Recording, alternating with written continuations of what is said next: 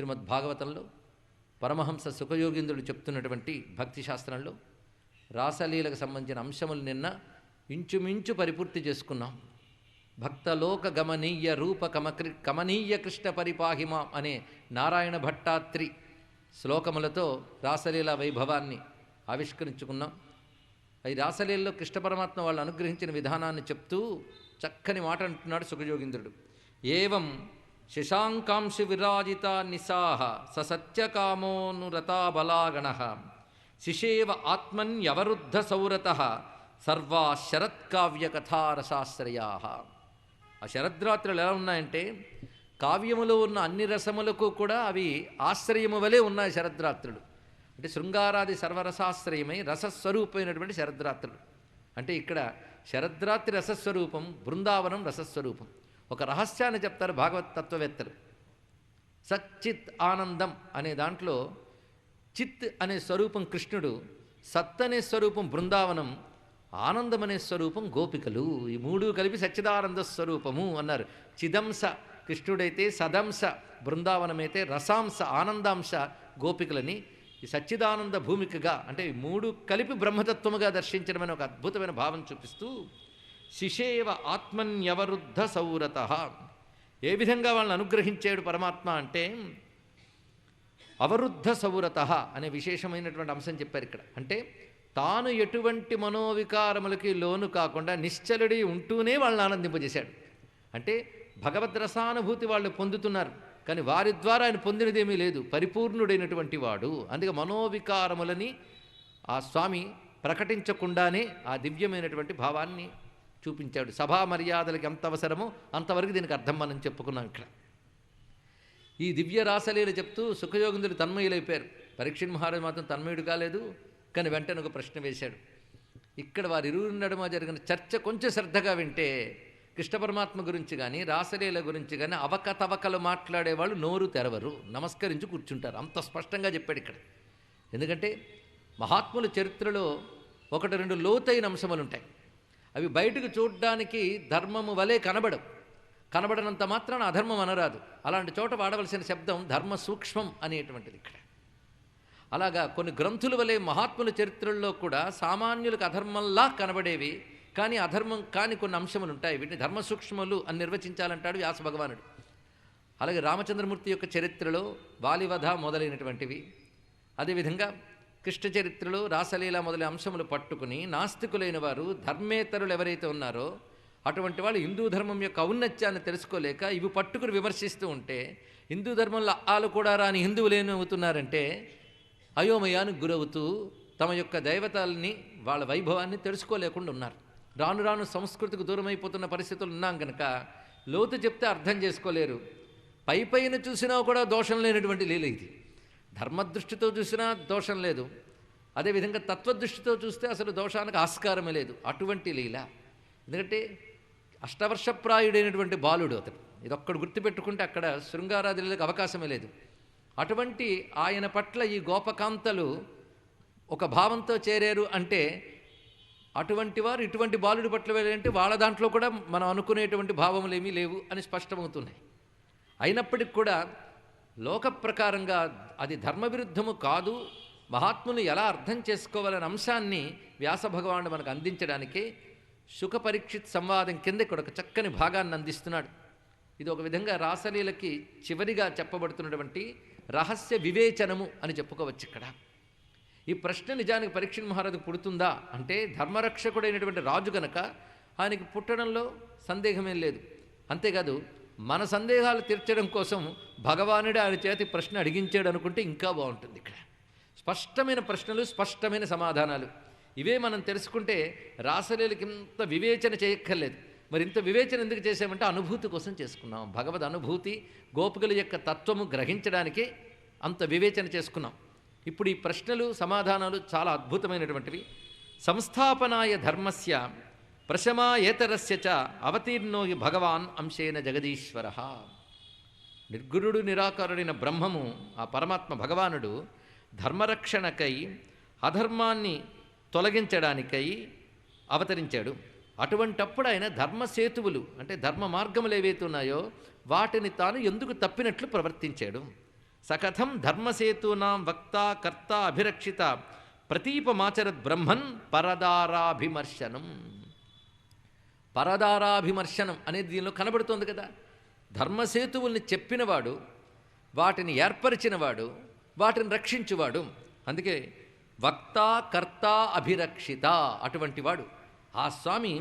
ప్రతివారికి తెలిసిందే పరదారాభిమర్శనమైన దోషమని. మరి ఎందుకు ఆ పని చేశాడు? పైగా ఆయనకు దీనివల్ల పొందవలసిందేమీ లేదు. ఎందుకంటే ఆప్తకామో యదుపతి, ఆప్తకాముడైన యదుపతి కృతవాన్వై జుగుప్సితం, అటువంటి జుగుప్సితమైనటువంటి పని ఏమి చేశాడు చూసారా? ఇంకెవరికైనా ప్రశ్నించడానికి మిగిలిందా? ఘట్టం పూర్తిగా చదవాలి. కిం అభిప్రాయ ఏతం నా సంశయం చింది సువ్రత, ఇలా అడగాలండి. దాని గురించి నా సందేహాన్ని తొలగించు. అంతేగాని కృష్ణుడు అలా చేశాడు అని దోషమని మనం నిర్ణయించడానికి లేదు. అందులో ఏముందో తెలియజేయు. ధర్మకర్తయు ధర్మభర్తయు ధర్మమూర్తియునైన సత్కర్ముడీశుడు ధర్మ శిక్షయు ధర్మ రక్షయు చేయగా నర్మిలింధర మీద పుట్టి పరాంగనాజన సంగమే ధర్మమంచు తలంచి చేసే ఉదాత్తమానస చెప్పుమా. పరాంగనా సంగమము ఏ ధర్మమంచు తలంచి చేసే అని అడిగితే ఇక్కడ చెప్తున్నటువంటి సమాధానములు వరుసగా ఉన్నటువంటి శ్లోకములు. ఇది కృష్ణతత్వ వ్యాఖ్యానములు, రాసలీల అర్థం చేసుకోవడానికి పనికొచ్చేవి. ధర్మ వ్యతిక్రమో దృష్ట ఈశ్వరాణాంచ సాహసం తేజీయసా నదోషాయ వన్నే సర్వభుజో యథా. ఈశ్వరులైన వారు, ఈశ్వరులు అంటే సమర్థులైనటువంటి వారు అని అర్థం. ఈశ్వర శబ్దానికి ఈశ్వర కోటికి చెందినవారు అని అర్థం చెప్పుకోవచ్చు. అంటే పరమేశ్వర స్వరూపులైనటువంటి వారు అంటే ఈశ్వరుడు ఏ ఏ రూపమును ధరించి జగద్రక్షణ చేస్తాడో ఆ రూపమును ఈశ్వరులు అన్నాడు. అటువంటి ఈశ్వరులు వాళ్ళు ధర్మమును ఉల్లంఘించి శాస్త్రవిరుద్ధంగా ప్రవర్తించినట్టు కనబడుతుందే కానీ అది వారికి దోషాన్ని కలిగించదు. ఎందుకు? ఈశ్వరుడు గనక. కానీ ఈశ్వర కోటికి చెందిన వారి ప్రవర్తనకి, పాంచభౌతికని దేహములు ధరించినటువంటి మానవుల దేహాలకి ధర్మములు ఒకేలా ఉండవు కదా. అటువంటి తేజీయసాం నదోషాయ, వాళ్ళు తేజస్సు కలిగినటువంటి వారు అంటే ప్రభావము కలిగినటువంటి వారు మహాత్ములు. అటువంటి తేజస్శాలురకు అది దోషాన్ని కలిగించదు. ఇది ఎలాంటిదంటే అగ్ని సర్వభక్షకుడు. సర్వభక్షకుడైన అగ్ని అన్నీ తినగలడు, ఆయనకి ఏ దోషముల్లో. అగ్ని సర్వభక్షుడు అని చెప్పి మనం సర్వము భక్షిస్తే ఏమవుతాం? కనుక తేజస్వంతుడైన అగ్నికి సర్వభక్షకత్వం దోషం రాదు. అది ఇతరులు అనుకరించడానికి వీల్లేదు. అది అగ్నికృత్యమని నమస్కరించవలసినదే. అదేవిధంగా నైతత్ సమాచరే జాతు మనసాపి యనీశ్వర. ఇది రాసలీల విన్న తర్వాత సామాన్య జనులకి వేదవ్యాసుడు సుఖయోగేంద్రుని ముఖతః చేస్తున్న హెచ్చరిక. నైతత్ సమాచరే జాతు మనసాపి యనీశ్వర. అనీశ్వరుడు అంటే ఈశ్వరుడు కానివాడు ఇటువంటి లీలని అంటే అధర్మంలా కనబడే దీనిని సంకల్పంతో కూడా చేయకూడదు, మనస్సుతో కూడా చేయరాదు అన్నారు. ఇక్కడ ఈశ్వరుడు కానివాడు మనస్సుతో కూడా పరాంగనా సంగమం అనేటువంటి కృత్యాన్ని చెయ్యరాదు. ఎవరు? ఈశ్వరుడు కానివాడు. అంటే ఇక్కడ యోగశక్తి లేనివాడు అని కూడా అర్థం చెప్పుకోవచ్చు. యోగశక్తులు కలవాళ్ళు ఈశ్వర కోటికి వెళ్తారు. కానీ యోగశక్తులు లేనటువంటి వారు వీటిని మనస్సుతో కూడా చేయరాదు. అంటే మనస్సుతో కూడా పరస్త్రీ వ్యామోహం, పరధన వ్యామోహం అనేది ప్రమాదకారి. కానీ మోహరహితుడైన పరమాత్మకి అది ప్రమాదము కాదు. పైగా తన యోగశక్తితో చేసిన లీల తప్ప దైహికమైన లీల కాదు. యోగశక్తి కనుకనే అక్కడ లెక్క కందనటువంటి గోపకాంతకు లెక్క కందని కృష్ణరూపమును ధరించినప్పుడే అది మానుషాతీతము అని చెప్పబడుతున్నది. మానుషాతీతమైనది మానుష ధర్మంతో చూసి నిర్వచించడానికి లేదు కదా. ధర్మములు మనుష్యులకి, మనుష్యాతీతమైన దానికి ధర్మములు కూడా వర్తించవు. వినశ్యత్యాచరన్ మౌఢ్యాద్ యథా రుద్రోబ్ధిజం విషం. ఈశ్వరుడు చేసే పని వేరు, సామాన్యులు చేసే పని వేరు. ఇది మనస్సుతో కూడా చెయ్యరాదు ఇతరులు. ఎలాగూ అంటే పరమేశ్వరుడు లోకరక్షణ కోసం విషం తిన్నాడు. ఆయన తిన్నాడని ఎవరైనా తినడానికి సాహసిస్తే ఏమవుతారు అన్నాడు. ఇక్కడ కృష్ణుడు ఇలా చేశాడు కనుక మనము చేద్దామని పరాంగణ వ్యామోహం వైపు వెళ్ళిపోయి పాపాత్ములు ఎవరైతే ఉన్నారో వారికి ఈ ప్రశ్న వెయ్యు. ఏమని? ఈశ్వరుడైనటువంటి రుద్రుడు సముద్రం నుంచి ఉద్భవించినటువంటి విషాన్ని మింగాడు. ఆయన మింగాడు కదా, నువ్వు మింగుతావా? మరి ఈ పని చేసేయడని సిద్ధమైపోతున్నావా? మరి ఆ పని చెయ్యి. చక్కటి మాట చెప్పు. యథా రుద్ర అబ్ధిజం విషం అన్నారు. ఇక్కడ సముద్ర జనితమైన విషాన్ని రుద్రుడు ఎలా స్వీకరించాడో అదేవిధంగా దాన్ని ఇతరులు అనుకరించారు. ఎలాగో మహాత్ములైన వారు అంటే ఈశ్వర కోటికి చెందినటువంటి వారు చేసిన పనిని ఇతరులు అనుకరించరాదు. ఈశ్వరుడు కానివాడు నరేశ్వర పరకాంత తలచి ఎట్లు బ్రతుకు. చాలా గొప్ప మాట చెప్పాడు. ఎప్పుడైనా సరే పరాంగణ వ్యామోహం పతన హేతువు. ఎప్పుడైతే ధర్మ విరుద్ధమైనటువంటి కామక్రోధాలు ఉన్నాయే ఆ రెండు కూడా జీవితం లోపలే నశింపజేస్తాయి. దీనికి పెద్ద ఉదాహరణ రావణాసురుడు, మరి చెప్పనక్కర్లేదు. గౌరీశ్వరుడు తక్క అన్యుడు విశ్వభయద విషము మృంగి వెలయంగలడే. అందుకే లీలలు తలంచి తరించవలసిందే తప్ప ఇది అనుసరించేది కాదు. ఇది మనం చాలా వివరంగా ప్రారంభంలోనే చెప్పుకున్నాం, కానీ ఇక్కడ కొంత వివరణ మళ్ళీ మన మనస్సును శుద్ధం చేసుకోవడానికి పనికొస్తుంది. ఈశ్వరాణం వచస్సత్యం తథైవ ఆచరితం క్వచిత్ తేషాం యత్ స్వవచోయుక్తం బుద్ధిమాం తత్ సమాచరేత్. ఈ శ్లోకం ఒకటి చాలా విశేషమైనటువంటిది. ఈశ్వరాణం, ఈశ్వరులు, ఈశ్వరుడు శబ్దం అనేటువంటిది బహువచనంలో ప్రయోగిస్తున్నాడు. ఈశ్వరుడు ఎప్పుడు ఒక్కడే, కానీ ఈశ్వరుడు ధరించిన బ్రహ్మ విష్ణు రుద్రాది రూపములు తదవతారములు అని కూడా ఈశ్వర శబ్దాన్ని మనం అర్థం చెప్పుకోవచ్చు. అలాగే యోగశక్తితో ఆరూఢ స్థితికి వెళ్ళిన వాళ్ళని కూడా మనం సర్వసమర్థులైన యోగులు గనుక ఈశ్వర శబ్దం ఆ విధంగా అన్వయించవచ్చు. ఏదేమైనప్పటికి కూడా అటువంటి వారి యొక్క వచస్సులు సత్యములు. అంటే వాళ్ళు చెప్పిన మాట, ఇక్కడ సత్య శబ్దానికి ధర్మము అని అర్థం. వాళ్ళు చెప్పిన వాక్కులు ధర్మములు. వాళ్ళ ఆచరణ ఒక్కొక్కప్పుడు ధర్మంగా ఉంటుంది. అంటే ఒక్కొక్కప్పుడు ధర్మ విరుద్ధము వలే కనబడవచ్చు. నేను ధర్మ విరుద్ధంగా ఉంటుందని లేదు, ధర్మ విరుద్ధము వలే కనబడవచ్చు. తేషాం శౌచోయుక్తం. అందుకే అక్కడ అలాంటి విషయాలు ఏం చేయాలంటే వారు చెప్పింది చెయ్యాలే తప్ప చేసినవన్నీ చేయకూడదు. అంటే వాళ్ళు కూడా మానవులు చెయ్యగలిగినవి మానవ పరిధిలో చేసినవి ఏవైతే ఉంటే మనకు ఆదర్శం. కానీ మానవ పరిధికి అతీతముగా అన్నాం, విరుద్ధముగా కాదు, మానవ పరిధికి అతీతముగా ఏవైతే చేశారో అటువంటి చరిత్రలు మనం ఆచరించేవి కావు. వాళ్ళు చెప్పిన మాటలు మాత్రం ఆచరించాలి. ఇది ఏది చెప్పినా ధర్మశాస్త్ర ప్రమాణం ఉండాలండి, లేకపోతే కుదరదు. అంతే శృతి స్మృతి ప్రమాణములు ఉండాలి. స్మృతి ప్రమాణం మనం తీసుకుంటే బోధాయనుడి ధర్మశాస్త్రం, కౌశిక ధర్మశాస్త్రం మొదలైన వాటిలో స్పష్టమైన కొన్ని వాక్యాలు ఉన్నాయి. కృతాని యాని కర్మాణి దైవతై మునిభిస్ సదా. ఎందుకంటే వాళ్ళ శరీరములు వేరు, దేవతల శరీరాలు మునుల శరీరాలు వేరు. మునులు అపారమైనటువంటి అఖండమైన ఇంద్రియ నిగ్రహంతో సత్యదర్శనం చేసినటువంటి వారై, ఎటువంటి ఈహలు లేనటువంటి వారై, లౌకిక విషయవాసం లేనటువంటి వారై నిరంతర బ్రహ్మతత్వ మననం చేస్తూ దానియందు నిష్ఠితులైన వారు మునులు. అలాంటి మునులు దివ్య శరీరధారులైన దేవతలు. ఇటువంటి వారు ఏ కర్మలు చేస్తారో వాటిని నాచరేత్తాని కర్మాణి, ఆ కర్మల్ని ఇతరులు చెయ్యరాదు.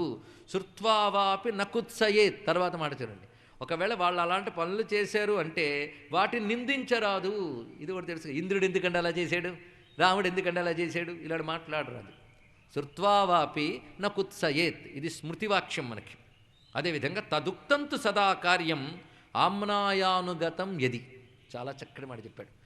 వాళ్ళు చెప్పిన మాట మాత్రం చేయాలి. ఏది ఆమ్నాయానుగతం, అది మర్చిపోకూడదండి. అది ఆమ్నాయం అనగా వేదం, అది వేద సమ్మతమే అయితే వాళ్ళు చెప్పించేయన్నాడు ఇక్కడ. ఇది బాగా తెలుసుకోవాల్సిన అంశం ఇక్కడ.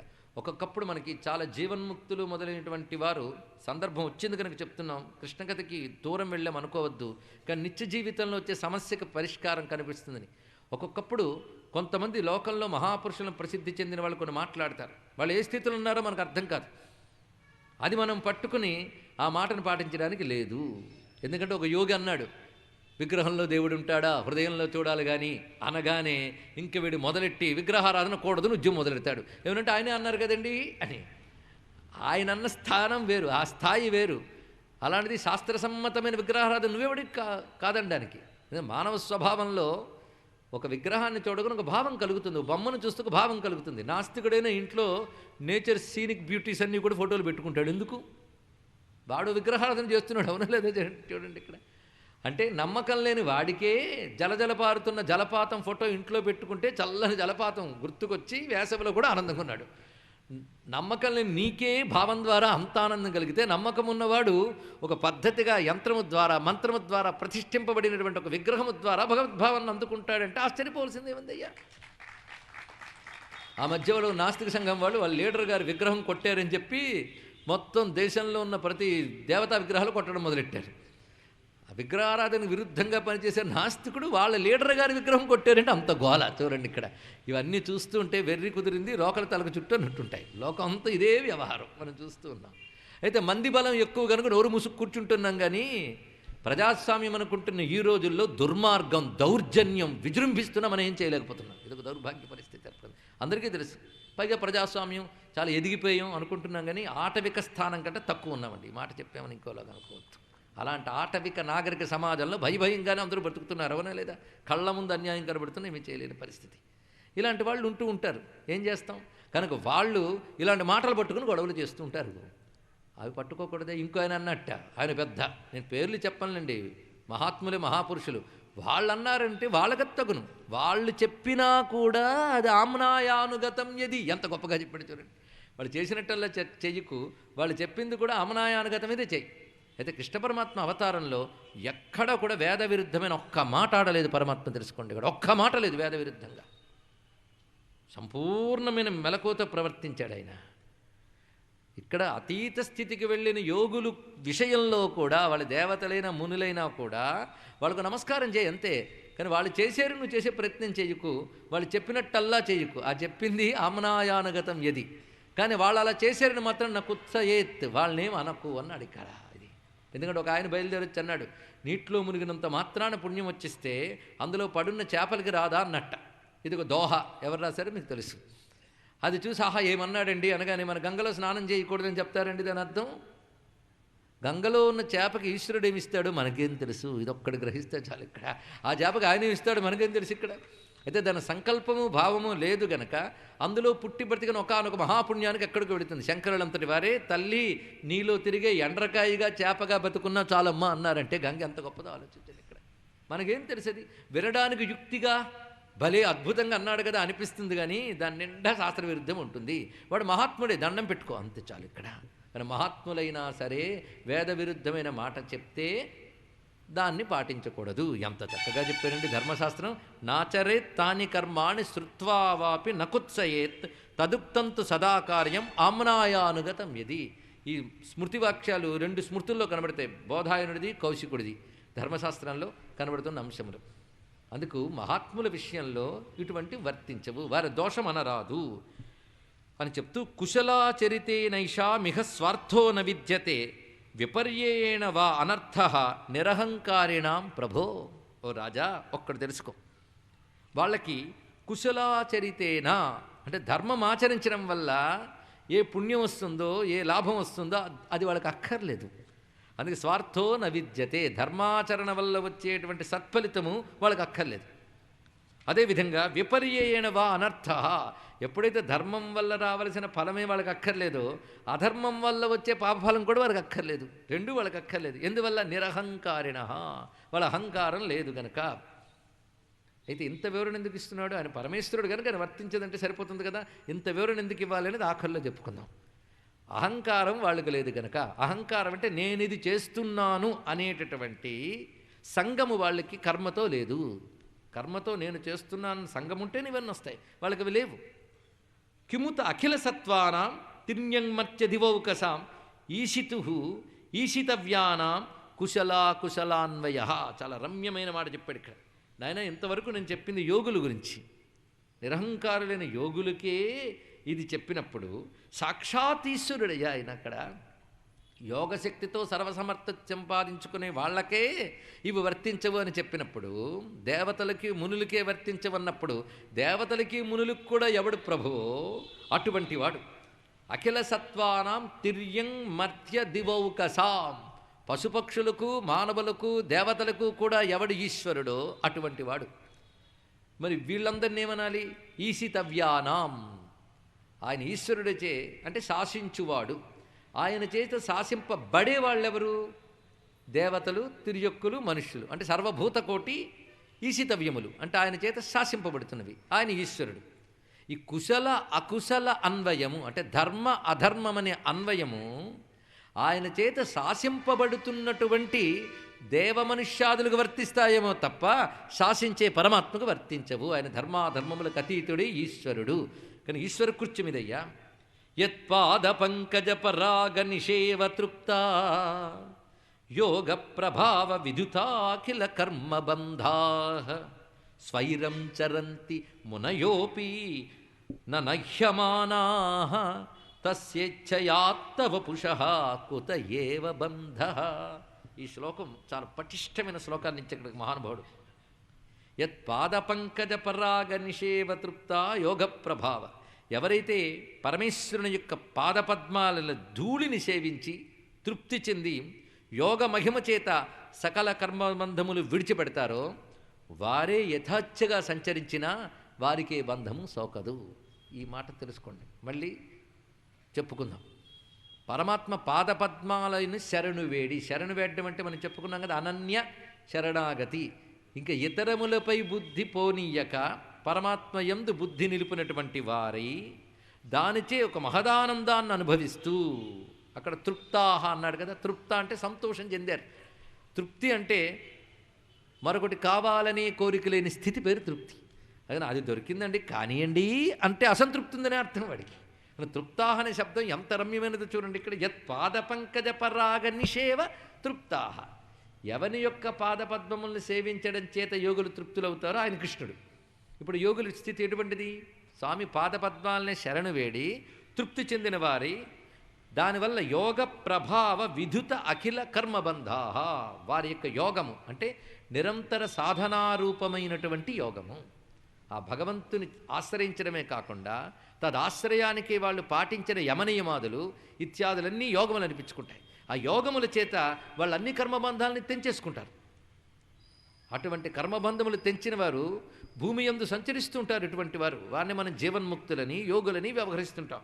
అటువంటి వారే స్వైరంచరంతి మనయోపి, వాళ్ళే స్వైర విహారం చేస్తారు. స్వైరము అంటే తమ ఇచ్ఛ వచ్చినట్టు ప్రవర్తిస్తారు. వీళ్ళని నిస్త్రయగుణ్యే పథి విచరతే కో విధి కో నిషేధ అన్నారు ఇక్కడ. అటువంటి వారికి విధి నిషేధాలు వర్తించాయి. ఎవరికి? అటువంటి మునులకి. అలాంటిది తన ఇచ్ఛతో తాను కర్మల వల్ల కాకుండా తన ఇచ్ఛతో తాను రూపం ధరించినవాడు పరమాత్మ. కర్మల వల్ల శరీరం వచ్చిన వాళ్ళే సాధనల వల్ల యోగులై ఎలాగైనా ప్రవర్తించినప్పుడు కర్మ ప్రసక్తి లేకుండా తన ఇచ్ఛతో లీలా శరీరం ధరించిన వాడికి ఇంకా ఇవి పడతాయని ఎలా చెప్తారయ్యా అన్నాడు ఇక్కడ. ఇక్కడ మనం పూర్తిగా ఉపనిషత్ ప్రమాణం చూపించాలి, శాస్త్ర ప్రమాణం. సరిగ్గా బృహదారణ్యకం, మళ్ళీ బృహదారణ్యకంలో ఏష నిత్యో మహిమా బ్రాహ్మణస్య న కర్మణా వర్ధతే న కనీయాన్ అనే మంత్రం ఉంది. అంటే అటువంటి జ్ఞానికి, బ్రహ్మజ్ఞానం కలిగినటువంటి వాడికి ఏ కర్మ కూడా అంటదు. అతను ప్రారబ్ధవశాత్తు ఇంద్రియాదులతో జరిగే కర్మలని సాక్షీభూతంగా చూస్తాడే తప్ప ఆ కర్మలు తాను చేస్తున్నాడు అనే అభిమానం వాడుకుండదు. ఈ విషయాన్ని తీసుకుని భగవద్గీతలో పరమాత్మ వ్యాఖ్యానిస్తూ నైవ కించిత్ కరోమీతి యుక్తో మన్యేత తత్వవిత్ పశ్యన్ శృణ్వన్ స్పృశన్ జిఘ్రన్ అస్నన్ గచ్చన్ స్వపన్ శ్వసన్ ప్రళపన్ విసృజన్ గృహ్ణన్ ఉన్మిషన్ నిమిషన్నపి ఇంద్రియాణి ఇంద్రియార్థేషు వర్తంత ఇతి ధారయన్. ఈ శ్లోకములు అంటే రాసలీలు అర్థం చేసుకోవాలని భగవద్గీత ఉపనిషత్తులు బాగా తెలియాలి. ఉపనిషత్ రహస్యమే కదా రాసం. ఇక్కడ చెప్తున్నాడు, ఎవడైతే తత్వవిత్, తత్వము తెలిసినవాడు ఉంటాడో, అంటే ఇందాక చెప్పిన మునులు యోగులు, అటువంటి తత్వవేత్త నైవ కించిత్ కరోమీతి, ఏది నేను చేస్తున్నాను అనుకోడు. ఎలాగైతే సూర్యోదయ చంద్రోదయాలు కాలగతిలో జరిగిపోతూ ఉంటాయో ప్రారబ్ధగతిలో అలాగే జరిగిపోతుంటాయి దేహములో సర్వక్రియలు. ఊపిరి నేను తీసేదను అని ఎవడు కూర్చోడు, తనంత తాను జరిగిపోతుంది.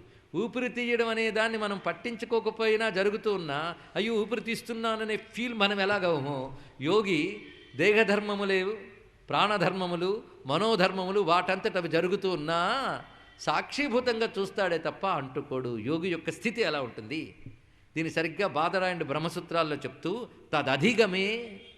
తదధిగమే ఉత్తర పూర్వార్ధయో అశ్లేషం నాసౌ తద్వ్యపదేశాత్ అనే సూత్రంలో ఈ విషయాన్ని వివరిస్తాడు అక్కడ. దీన్ని బట్టి ఒక యోగి స్థితిని అర్థం చేసుకోవాలి. యోగి స్థితి అలా ఉన్నప్పుడు యోగీశ్వరీశ్వరుడి స్థితి అలా ఉంటుంది. అందుకు తాసాం యోగీశ్వరీశ్వర అనే మాటకి ఇక్కడ అన్వయం చేసుకోవాలి. చాందోగ్యోపనిషత్తులోనే పాపం కర్మ నశ్లిష్యతే అన్నాడు ఇక్కడ. అటువంటి వాడి పాపకర్మ కూడా అంటదు. ఎందుకంటే పాపకర్మ చేస్తున్నాను వాడేం చేయడు, పుణ్యము చేయడు, రెండిటికి వాడికి అతీతంగా ఉంటాడు.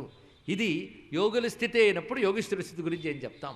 పైగా పరస్త్రీ అన్నావే, కృష్ణుడికి పర ఎవరు చెప్పన్నాడు ఇక్కడ. ఆయన పరమేశ్వరుడిని తేలిపోయిన తర్వాత పరం అంటే ఇతరం, ఆయన ఇతరం ఏదో చెప్పు ఇక్కడ. గోపీనాం తత్పతీనాంచ, అక్కడున్న గోపకాంతలకు కానీ వారి యొక్క పతులకు కానీ వారిద్దరికే కాదు సర్వేషామేవ దేహినాం సర్వజీవులకు కూడా యహ అంతశ్చరతి సహ అధ్యక్ష క్రీడనేనేహ దేహభాక్. గోపకాంతలకు కానీ వారి పతులకు కానీ సర్వజీవులకు కానీ ఎవరు హృదయాల్లో సంచరిస్తున్నాడో, ఎవడు అధ్యక్షుడో, అధ్యక్షుడు అంటే అధివసించి ఈక్షించువాడు అధ్యక్షుడు. ప్రతి వారి హృదయంలో ఉంటూ సాక్షిగా వాడిని గమనించేవాడు ఈశ్వరుడు. ఇక్కడున్న అందరి హృదయాల్లో వాడి ఉన్నాడు. ఆ ఈశ్వరుడే శ్రీకృష్ణుడు. కనుక ఆయన కానివారెవరయ్యా? ఈ రహస్యం నీకు అర్థం కావడానికే రేమే రమేశో వ్రజసుందరీభి యథార్భక సత్ప్రతిబింబ విభ్రమ. ఇది నిన్న చెప్పుకున్నాం. పిల్లవాడు అద్దంలో తన ప్రతిబింబంతో ఆడినట్లుగా అని చెప్పడానికి కారణం ఇది. కనుక ఆయనకి ఇది విషయం. గోపజనములందు గోపికలందును సకల జంతులందు సంచరించు ఆ మహాత్మునకు పరాంగనలెవ్వరు సర్వమయుడు లీల సలిపెగాక. ఇది అర్థం చేసుకో. పైగా ఆయన ఈ అవతారం మాత్రం ఎందుకు ఎత్తాడయ్యా? అనుగ్రహాయ, అనుగ్రహించడం కోసం ఇచ్చినప్పుడు అనుగ్రహించాడంతే. అనుగ్రహాయ భూతానాం మానుషం దేహమాస్థిత భజతే తాదృశీ క్రీడా యా శ్రుత్వా తత్పరో భవేత్. ఇటువంటి క్రీడల్ని ఆయన చేయడం వల్ల ఆయా గోపిక మొదలైన జీవులను అనుగ్రహించాడు. అంతేకాదు ఆ లీలలు విన్నటువంటి వాడు తత్పరుడవుతాడు. అందుకు ఈ లీల అంటే లీలా ప్రయోజనం ఏంటి? రాసలీలా ప్రయోజనం ఆనాడున్న గోపకాంతలు అనబడే యోగులను అనుగ్రహించడమే కాదయ్యా, అది శ్రవణం చేసినటువంటి వారికి తత్పరత్వ సిద్ధి లభిస్తున్నది. ఇక్కడ తత్పర అంటే పరమాత్మకు పరుడవుతాడు, అంటే పరమాత్మ వాడై ఉంటాడు, తత్పరుడు. ఆ తత్పరత్వ స్థితి వస్తున్నది. కనుక కృష్ణలీల వినడం వల్ల ఏం జరుగుతుంది? వాడి మనస్సు పరమాత్మ యందు నిమగ్నమవుతుంది. ఇంకేం కావాలి ఇక్కడ? కనుక రాసలీల ప్రయోజనం ఏమిటి? మనస్సు పరమాత్మ యందు నిమగ్నం అవడమే. అదే నిన్న మనందరం కూడా నిన్నటి రోజున మాత్రం పరమాత్మ అనుగ్రహం చేత భగవద్ అనుభూతి అనే రాసంతో లీనమయ్యాం. తత్కాలంలో అందరూ ముక్తులమే, అందరూ సందేహం లేదు. అది వ్యర్థము కాదు, అది జీవ సంస్కారంలోకి వెళ్ళి ఎప్పటికైనా ఆ పరతత్వాన్ని పొందేలా చేస్తుందండి. అది తెలుసుకోవాల్సింది. అంతర గొప్ప రహస్యం. నాసూయన్ ఖలు కృష్ణాయ మోహితాస్తస్య మాయయ. ఇంకొక రహస్యం నీకు చెప్తున్నాను విను. గోపకాంతలు తెల్లవారు వరకు అలాగే రాత్రంతా విహరించి వెళ్ళారు కదా. వాళ్ళ పతులు ఎక్కడికి వెళ్ళారు? రాత్రంతా లేరు అని ఒక్కడు అనలేదుట. ఎందుకంటే వాళ్ళెవరికి తమ భార్యలు వేరే చోటుకి వెళ్ళారు అని అనిపించలేదు. పైగా చిత్రం ఏంటంటే వాళ్ళకి దోషబుద్ధి కలగలేదు సరికదా, వారి పక్కనే వారి భార్యలు ఉన్నారనే భావంతోనే వాళ్ళు ఉన్నారు అక్కడ. ఇది తెలుసుకోవాల్సిన గొప్ప విషయం అండి. ఇక్కడ మన్యమానా స్వపార్శ్వస్థాన్ స్వాన్ స్వాన్ దారాన్ వ్రజౌక సహా. స్వపార్శ్వస్థాన్ వారి భార్యలు అక్కడే ఉన్నట్టు అనుకున్నారు. అంటే ఇక్కడ ఏం జరుగుతున్నది? ఇక్కడ ఒక రహస్యాన్ని రహస్యవేత్తలు వ్యాఖ్యానించారు. అక్కడికి వెళ్ళినవి వీళ్ళ భౌతిక దేహములు కావు. వారి యొక్క మహోపాసన వల్ల, అంటే భావనాత్మకమైన మహా ఉపాసన వల్ల ఆ రాధాదేవి మహాభావ శరీరము లేదా మహాభావ కోశముడు అనుగ్రహిస్తుంది. గుర్తుందా? 3 రోజుల క్రితం ఏకరువు పెట్టుకున్నాం. అందుకే అలా గుర్తు పెట్టుకోవాలి. మహాభావ కోశముడు అనుగ్రహిస్తుంది. ఎవరైతే ఇక్కడ దించుతూ ఉన్నారో వాళ్ళు అదే విధంగా ఆ స్థితిలో ఉంటూ ఉండగానే వాళ్ళ భావకోశ శరీరం వాళ్ళ నుంచి కదిలి వెళ్ళిపోయింది. ఇక్కడ ఆ మహాభావకోశం అనబడే శరీరంతో వాళ్ళు వెళ్ళారే తప్ప ఈ పార్థివ దేహములు కావు అని దీని అర్థము. పార్థివ దేహం కాదని ఎలా చెప్పగలవు? వాళ్ళు వాళ్ళ పక్కన ఉన్నారని వాళ్ళే అనుకుంటున్నప్పుడు పార్థివ దేహ కాములు తెలుస్తున్నాయి కదా. కానీ మహాభావకోశ శరీరంతోనే వాళ్ళు రాసాన్ని అనుభవించారే కానీ పార్థివ దేహంతో కాదు. పార్థివ దేహానికి కృష్ణరాసం అనుభవించే శక్తి లేదు. అది తెలుసుకోండి. ఇక్కడ భగవదనుభూతి పొందడానికి అనేటువంటి ఒక అన్వయం ఒక భాగవత రహస్యవేత్త గ్రహించి చెప్పినప్పుడు, సముచితంగా ఉన్నప్పుడు మనం స్వీకరించడంలో తప్పేమున్నది? అంత చక్కగా ఉంది ఇక్కడ. అది పైగా పరమాత్మ తన యోగమాయా శక్తితో చేసినప్పుడు ఈ లీలలో ఈ పతులు అనుభవించినటువంటి స్త్రీదేహములు పరమాత్మ వాళ్ళకు అందించిన దివ్యానందపు శరీరములు 2 ఒకటి కావు. అందుకే నా పతిత్వం అటువంటిది కాదు గనుకనే మీకంటూ ప్రత్యేక రాత్రులను పెట్టాను బహువచనం చెప్పాడు స్వామి అక్కడ. ఆ పతిత్వం అటువంటిది కాదు. అది విశేషం. ఎందుకంటే బహు గోపికలకు ఏకకృష్ణుడు అనుగ్రహించాడా? కాదు. బహుగోపికలకు బహుకృష్ణులే అనుగ్రహించాడు. దేనివల్ల? యోగశక్తి చేత. అయితే బహు అయినా కాదు, ఏకమే. ఈ తత్వం ఎంత రమ్యంగా ఉంది. కానీ యోగశక్తితో చేసేదానికి లౌకికమైన ధర్మాధర్మాలతో ఎలా నువ్వు చెప్పగలవు? అది ఆ విధంగా ఆలోచించడమే తప్పు నాయనా అని చక్కగా బోధించాడు. పైగా ఎంత నిదానంగా చెప్పాడు సుఖయోగీంద్రుడు.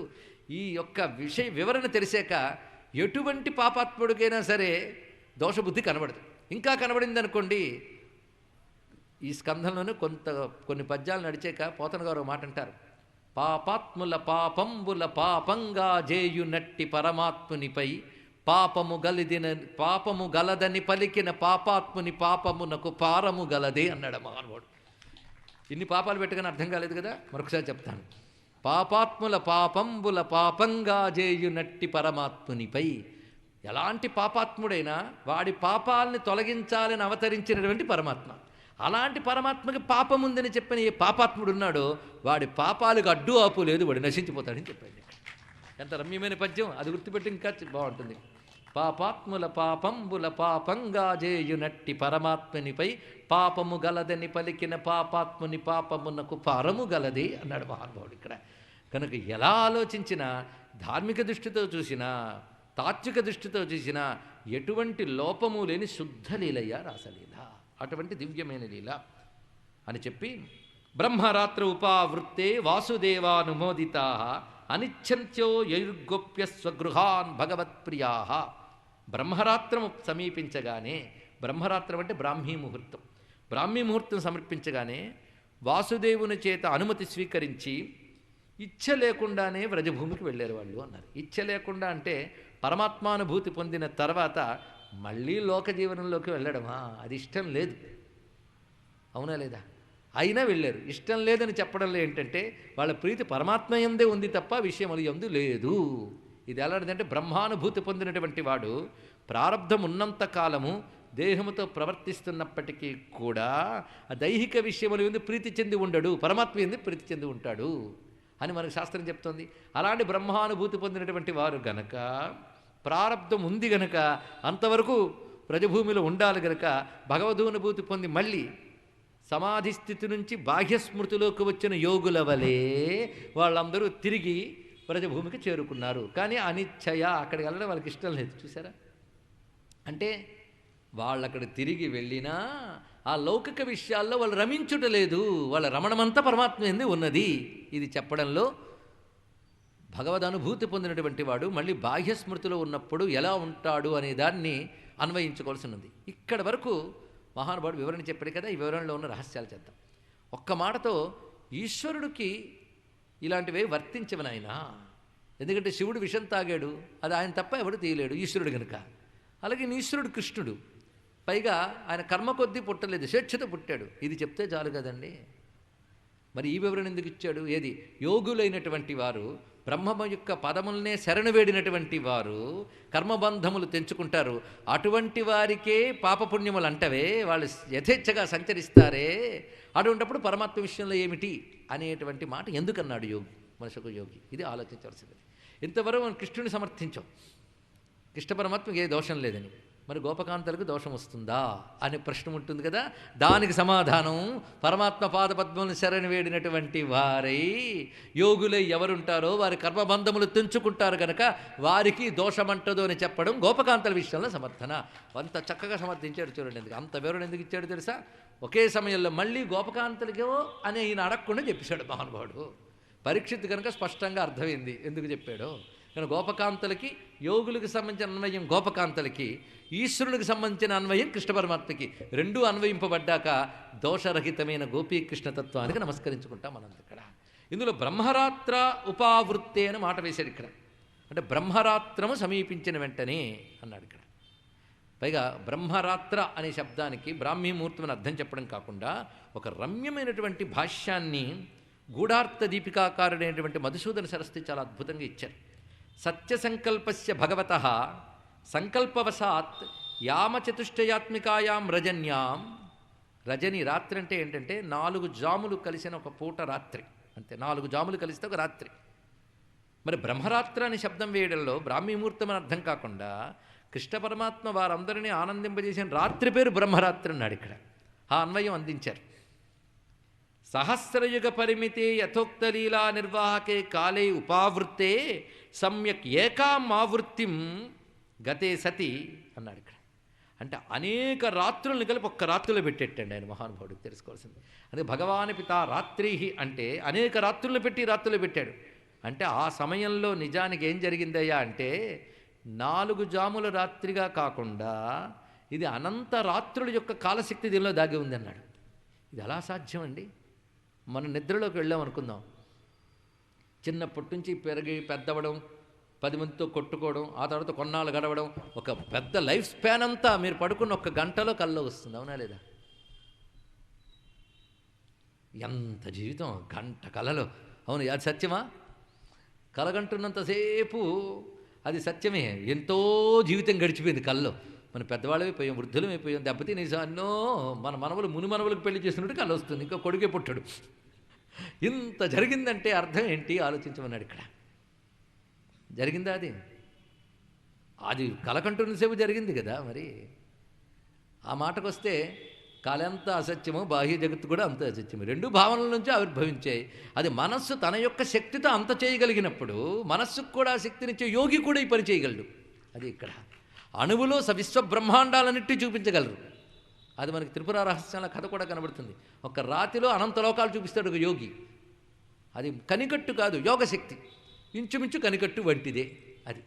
అదంతా నివిడీకృతం చేస్తాడు. యోగశక్తి కలిగిన ఈశ్వరుడు మామూలు వాళ్ళే యోగశక్తులు ఉన్నవాళ్ళు చేస్తుంటే యోగీశ్వరుడు ఆ పని చేయడా? కానీ అనేక రాత్రుల శక్తిని పెట్టేట. ఎందుకంటే ఆ సమయంలో జ్యోతిర్మండలాలు కూడా ఆగిపోయాయి. పైన రాసలీలు చూస్తూ జ్యోతిర్మండలాలు ఆగిపోయాయి అంటే కాలం ఆగిపోయింది. కాలం ఆగిపోతే ఏ రాత్రి లెక్క కడితో మళ్ళీ సర్దుకుని కదలడం మొదలెట్టాయి. కనుక ఆ గ్యాప్లో ఎన్ని జరిగాయి ఎవడికి తెలియలేదు. ఇక్కడ ఎన్ని రాత్రులు దానిలో పెట్టాడో అర్థం కాదు. అయితే ఇంత జరిగిందండి అంటే నచ అత్ర విస్మయ కార్య. ఇందులో ఆశ్చర్యపోవడానికి ఏం లేదు. ఎందుకంటే భగవద్యోగమాయయా సర్వసంభవాత్ అన్నాడు ఇక్కడ. భగవంతుని యోగమాయ చేత ఏదైనా జరుగుతుందన్నాడు ఇక్కడ. అంటే దేశకాలాలకి లొంగినటువంటి వారికి ధర్మము కానీ దేశకాలాతీతమైన భూమికలోకి తీసుకువెళ్ళిపోయి భగవద్ అనుభూతి అనే భూమిక దేశకాలాతీతం. దేశకాలాతీతమైన భూమికలో జరిగిన రాసలీలకి ధర్మాధర్మములు 2 వర్తించవయ్యా. అందుకే కాలములే నిలచిపోవు బ్రహ్మరాత్రి వేళ కాలాతీతిని కృష్టిని దివ్య రాసలీల జీవనదులు కదలి కదలి పరమాత్మ సముద్రమున లీనమైల లీల కాముని గెలిచిన లీల రాసలీల శ్రీకృష్ణ లీల. అటువంటిది ఆ దివ్యలీలా వైభవము అని చెప్పి ఇటువంటి దివ్య రాసలీలా వైభవం ఎందుకంటే చెప్పుకున్నారు. ఒక్క రాసలీలకి ఎంత అయితే మిగిలిన దశమస్కందానికి ఎంత, ఇంకా లెక్కలు కట్టుకుని ఈరోజు అంత చెప్తారు. ఎందుకంటే పనికి మాలినటువంటి పని అంటున్నాడు సుఖయోగేంద్రుడు. రాసం ప్రాహ హరే సర్వలీలా సంపచ్చిరోమణి అన్నాడు మహానుభావుడు. విశ్వనాథ చక్రవర్తి అనే మహానుభావుడు భాష్యం రాస్తూ రాసం ప్రాహ హరే సర్వలీలా సంపత్శిరోమణి. రాసం అనేది సర్వలీలా సంపదల శిరోమణి. అది ఇక్కడ అందుకే ఏదో లీలల్లో ఒకటి కాదుట, లీలలకి పైనుంది. పైగా భాగవతం సర్వశాస్త్ర సారం, అంతే కదా, ఒప్పుకుంటున్నాం మనం. మొదటి నిగమ కల్పతరోర్ గళితం ఫలం అనగానే సర్వశాస్త్ర సారం భాగవతం. ఆ భాగవతానికి తత్సారభూత నిఖిల పంచాధ్యాయి నిగజ్జతే. ఆ భాగవతానికి సారం పంచాధ్యాయి అన్నాడు ఇక్కడ. అంత సారం తిరగవేండి. రాసం, సారమే రసం, రసమే రాసం. అందుకే సారమైన రసము. ప్రపంచసారం పరమేశ్వరుడు, అంతే కదా. ప్రపంచసారం పరమేశ్వరుడు. ప్రపంచం అనేటువంటి నారింజ పండులో రసం పరమాత్మయే అని మనం తెలుసుకున్నాక ఆ భగవత్ రసానుభూతే రాసం గనక సారమైన రాసమే మనకు గ్రాహ్యము. అందుకిది తత్సారభూత నిఖిల పంచాధ్యాయి నిగజ్జతే. అందుకు మనం విస్తారంగా సుమారు 4 రోజులు చెప్పుకున్నాం, అవునా లేదా? ఎందుకంటే మొదటి రోజు చెప్పుకున్నప్పుడు సగభాగం వేరే లేళ్ళే వెళ్ళిపోయాం. అక్కడి నుంచి మొదలైంది. లెక్క కడితే 4 రోజులు మొత్తం. సంతోషం, 4 రోజులైనా అని అనిపించుతుంది, అది వేరే విషయం. 7 రోజులు విన్నవారికి. ఏదేమైనప్పటికీ కూడా అటువంటి సారభూతమైనటువంటి రాసలీలని మనకు అందించినటువంటి కృష్ణ పరమాత్మ పాదపద్మాలకి నమస్కారం చేసుకుందాం. గోపీకృష్ణతత్వానికి నమస్కారం చేసుకుని దీని ఫలశ్రుతి చెప్తున్నాడు ఇక్కడ. విక్రీడితం వ్రజవధూభిరిదం చ విష్ణోః శ్రద్ధాన్వితః అనుశృణుయాదధ వర్ణయేద్యః భక్తిం పరాం భగవతి ప్రతిలభ్య కామం హృద్రోగమాస్వపహినోత్యచిరేణ ధీరః. ఇది రాసలీలా ఫలశ్రుతి. ఇలా వింటే ఈ ఫలం లభిస్తుంది. ఎలాగూ శ్రద్ధాన్వితః, శ్రద్ధాన్వితుడై అనుశృణుయాత్ అంటే క్రమముగా విన్నట్లయితే, ఓ పద్ధతిగా విన్నట్లయితే అది కూడా ఎలాగూ శ్రద్ధాన్విత, శ్రద్ధతో విన్నట్లయితే, అలాగే వర్ణించినట్లయితే, విన్నవాడు కానీ వర్ణించినవాడు కానీ వాడు అచిరేణ ఇంకా ఎక్కువ ఆలస్యం లేకుండా ధీరుడై అంటే జితేంద్రియుడై శ్రీహరిపై అంటే నారాయణ్యందు పరాంభక్తిం ప్రతిలభ్య, పరాభక్తిని పొందుతాడు. అంటే శ్రద్ధగా వినటువంటి వారు అతి శీఘ్రముగా జితేంద్రియులై పరాభక్తిని పొందుతారు. అంతేకాకుండా హృద్రోగం ఆసు అపహినోతి, వాడు హృదయ రోగం తొందరగా పోతుంది. హృదయ రోగం అంటే ఏమిటి? అక్కడే చెప్పాడు, కామం హృద్రోగం, పనికి మాలిన కోరికలు అనేది ఏదైతే ఉందో దాన్ని మించిన గుండె జబ్బు మరొకటి లేదు. తెలుసుకోండి, ఇక్కడ ఆ పనికి మాలిన కామం అనేటటువంటి హృద్రోగాన్ని పోగొట్టుకుంటాడు. కనుక రాసలీల ప్రయోజనం కామనాశనము. ఎందుకంటే భగవంతునికి మనకి అడ్డుతెర కామమే అది. ఎందుకంటే భక్తులు కూడా ఏ కోరిక కోసం వాళ్ళు గుడికి వెళ్ళానంటే అని చెప్తాడు. గుడి తర్వాత చెప్పాడు, ముందు కోరిక కోసం ముందు చెప్పాడు. కానీ మనకి ఆయనకి మధ్య దట్టంగా ఉన్నదేది కోరిక. అది తెగిపోతే ఆయనే ఉంటాడు, ఇంకేమీ లేదు. తెలిసింది కదా. అది తెగగొట్టే శక్తి దేనికుందయ్యా అంటే రాసలీలకు మాత్రమే ఉన్నది. కనుక రాసలీల శ్రద్ధగా ఎవరైతే వింటారో లేదా వర్ణిస్తారో వారికి భగవంతునివి పరాభక్తి లభిస్తుంది. దానికి ప్రతిబంధకంగా ఉన్నటువంటి కామమరుడే హృద్రోగాన్ని తొలగిస్తుంది. ఎప్పుడు? అచిరేణ, తొందరగానే అన్నారు ఇక్కడ. ఇలా వివరించి అటు తర్వాత కథలోకి ప్రవేశిస్తున్నాం. దీనికి పోతన గారు అంటారు, గోపాలకృష్ణుండును గోపకాంతల్ ప్రాపించి క్రీడించిన భంగులెల్లన్ రూపించి వర్ణించి నరుండు హృత్సంతాపంబులం బాయును తత్ప్రసక్తిన్. చక్కగా చెప్పారు. అటువంటి రాసపంచాధ్యాయికి ప్రణమిల్లుతూ తర్వాత లీలల్లోకి ప్రవేశిస్తున్నాం. ఏకదా దేవయాత్రాయాం గోపాల జాతకౌతుకా. ఒకసారి గోపాలకులందరూ కలిసి శివరాత్రి వేళ యాత్ర చేయడానికి అంబికావనం అనే ప్రాంతానికి చేరుకున్నారు. అక్కడ పరమేశ్వరుడు ఉన్నాడు ఆ క్షేత్రంలో అమ్మవారితో. ఆ క్షేత్రానికి వెళ్ళి తత్ర స్నాత్వా సరస్వత్యాం, అక్కడ సరస్వతి నది ప్రవహిస్తున్నది. అక్కడ స్నానం చేసి దేవం పశుపతం విభుం, పశుపతి అయిన శివుని ఆరాధన చేసి, అదేవిధంగా భక్త్యా దేవీంచ అంబికాం, ఆయన పత్ని అయినటువంటి అమ్మవారికి కూడా ఆరాధన చేసి, దీన్ని బట్టి ఆ రోజుల్లో ఉన్న ఆరాధన పద్ధతులు తెలుస్తున్నాయి మనకి. అంటే హరిని ఆరాధించినప్పటికీ కూడా నందగోకుల వాసులు శివుడు కూడా ఆరాధిస్తున్నారు. అంతేగాని ఏదో ఒకటి ఆరాధించాలి కానీ మిగిలిన వాళ్ళని ఆరాధించకూడదు. డెమిగాడ్స్ అనేటువంటి వాళ్ళు వేద విరుద్ధం. వాళ్ళని కృష్ణుడు కూడా క్షమించాడు. తెలుసుకోండి, ఇక్కడ అదొక కల్టులా తయారైపోయి ఇతర మతాల వల్లనే ఇదే గొప్ప ఇంకోటి కాదు అనకూడదు. ఉన్నది ఒకటే ఈశ్వరతత్వం. దానిని వారి వారి పద్ధతుల్లో ఆరాధిస్తున్నారు అంతే. ఇక్కడ ఎంత లోతుందో అక్కడ చెప్తే అక్కడ అంతే లోతుంటుంది. ఇది గ్రహించగలిగి మనం పరమాత్మని ఏ రూపంతో ఆరాధిస్తున్నామో ఆ రూపము యందు నిష్ఠ కలిగి ఉండాలే తప్ప ఇతరుల దేవతలపై తక్కువ దృష్టి ఉండరాదు. మీరు వాళ్ళని నిందిస్తూ ఉంటే వాళ్ళకు అవకాశం ఇస్తే వాళ్ళు ఇక్కడ నిందించడానికి సబ్జెక్ట్ పెట్టుకుని రెడీగా ఉన్నారు. తెలుసుకోండి, ఇక్కడ ఇలా వీడు నిందిస్తున్నంత కాలం వాడు వీడు ఎవడు దొరకడు. తెలుసుకోండి, ఇక్కడ ఇది బాగా తెలుసుకోవాల్సిన మరొక ప్రధానమైన అంశం. అప్పుడు ఇంకా కలి ప్రవేశించలేదు కనుక ఇంత తీవ్రంగా, పై కృష్ణుడు ఉన్నాడు కనుక కలిరాడు కనుక ఇలాంటి భేదాలు లేవు. మేము శివాలయానికి ఆరాధనకు వెళుతుంటే వెళ్ళొద్దు అనలేదు శివుడు, మన కృష్ణుడు ఆయన వెళ్ళాడు. తెలుసుకోండి, ఇక్కడ వీళ్ళందరూ కలిసే వెళ్ళారు అక్కడికి. గావో హిరణ్యం వాసాంసి మధు మధ్వన్న మాధృతా బ్రాహ్మణేభ్యో దదుసర్వే దేవో న ప్రియతామితి. అక్కడికి వెళ్ళి శివరాత్రి వ్రతం అంతా చేసి మరురోజు పారణ చేసి విప్రులకు దానములు చేసి ఆహారములిచ్చి, ఎందుకు? దేవోన ప్రియతాం, ఆ మహాదేవుడు శివుడు సంతోషించుగాక ప్రసన్నుడుగాక అనే భావంతో ఇవన్నీ చేసి పారణ చేసి ఆ రోజు అక్కడ నిద్రపోతున్నారు. శివరాత్రిని నిద్రపోరు కదా, మరో రోజు పారణ చేసుకుని ఊషు సరస్వతీ తీరే జలం ప్రశ్య ధృతవ్రత రజనీం తాం మహాభాగా నంద సునందకాదయ. నందుడు సునందుడు ఉపసుందుడు వీళ్ళందరూ అక్కడ నిద్రిస్తున్న సమయంలో ఒక మహాసర్పము, కొండ చిలువ అనుకోవచ్చు, వచ్చి నందుడిని మింగడం మొదలుపెట్టింది. అప్పుడే కాళ్ళ వైపు నుంచి వచ్చి మింగుతోంది. కొంత దూరం వరకు వచ్చేసింది. ఇంకా దాన్ని తరిమి కొట్టడానికి ఆహాకారాలు చేస్తూ గోపకలందరూ కూడాను కొరకంచెలు అంటే మండుతున్నటువంటి దివిటీలు తీసుకు కొడుతుంది దాన్ని. అంటే వేడిమి దెబ్బ వాటికి పోతుందేమో అన్నటువంటి ఆశతో గ్రస్తంచ దృష్ట్వా విభ్రాంత సర్పం వివ్యధు ఉల్ముకైహి. ఉల్ముకైహి అంటే కాగడాలతో కొట్టారు. ఎంత కొట్టినా అది విడిచిపెట్టట్లేదు. అది మామూలు సర్పం అయితే విడిచిపెట్టేదే, అది విడిచిపెట్టట్లేదు. వెంటనే పరమాత్మకి తెలిసి, ఆయనకి తెలియదేముంది, సవై భగవత శ్రీమత్ పాదస్పర్శ హతాశుభ. ఆయన వాళ్ళని ఆపి వెళ్ళి పాదంతో అలా తాకాడు. తాకిన వెంటనే నా సర్పం వెలికి వచ్చి దివ్యమైన రూపం ధరించి నమస్కరించింది ఆయన్ని. ఆ సుదర్శనుడు అనబడేటువంటి విద్యాధరుడు అతడు. అహం విద్యాధర కశ్చి సుదర్శన ఇతి శృత. సుదర్శనుడైనటువంటి విద్యాధరుడు. పైగా అతనికి గొప్ప సౌందర్యం ఉంది. ఎప్పుడైతే మనకు భగవంతుడు ఒక గొప్ప లక్షణం ఇస్తాడో ఇతరుల పట్ల అవహేళనగా చూడడం వస్తుంది. అది పెద్ద ప్రమాదకరం.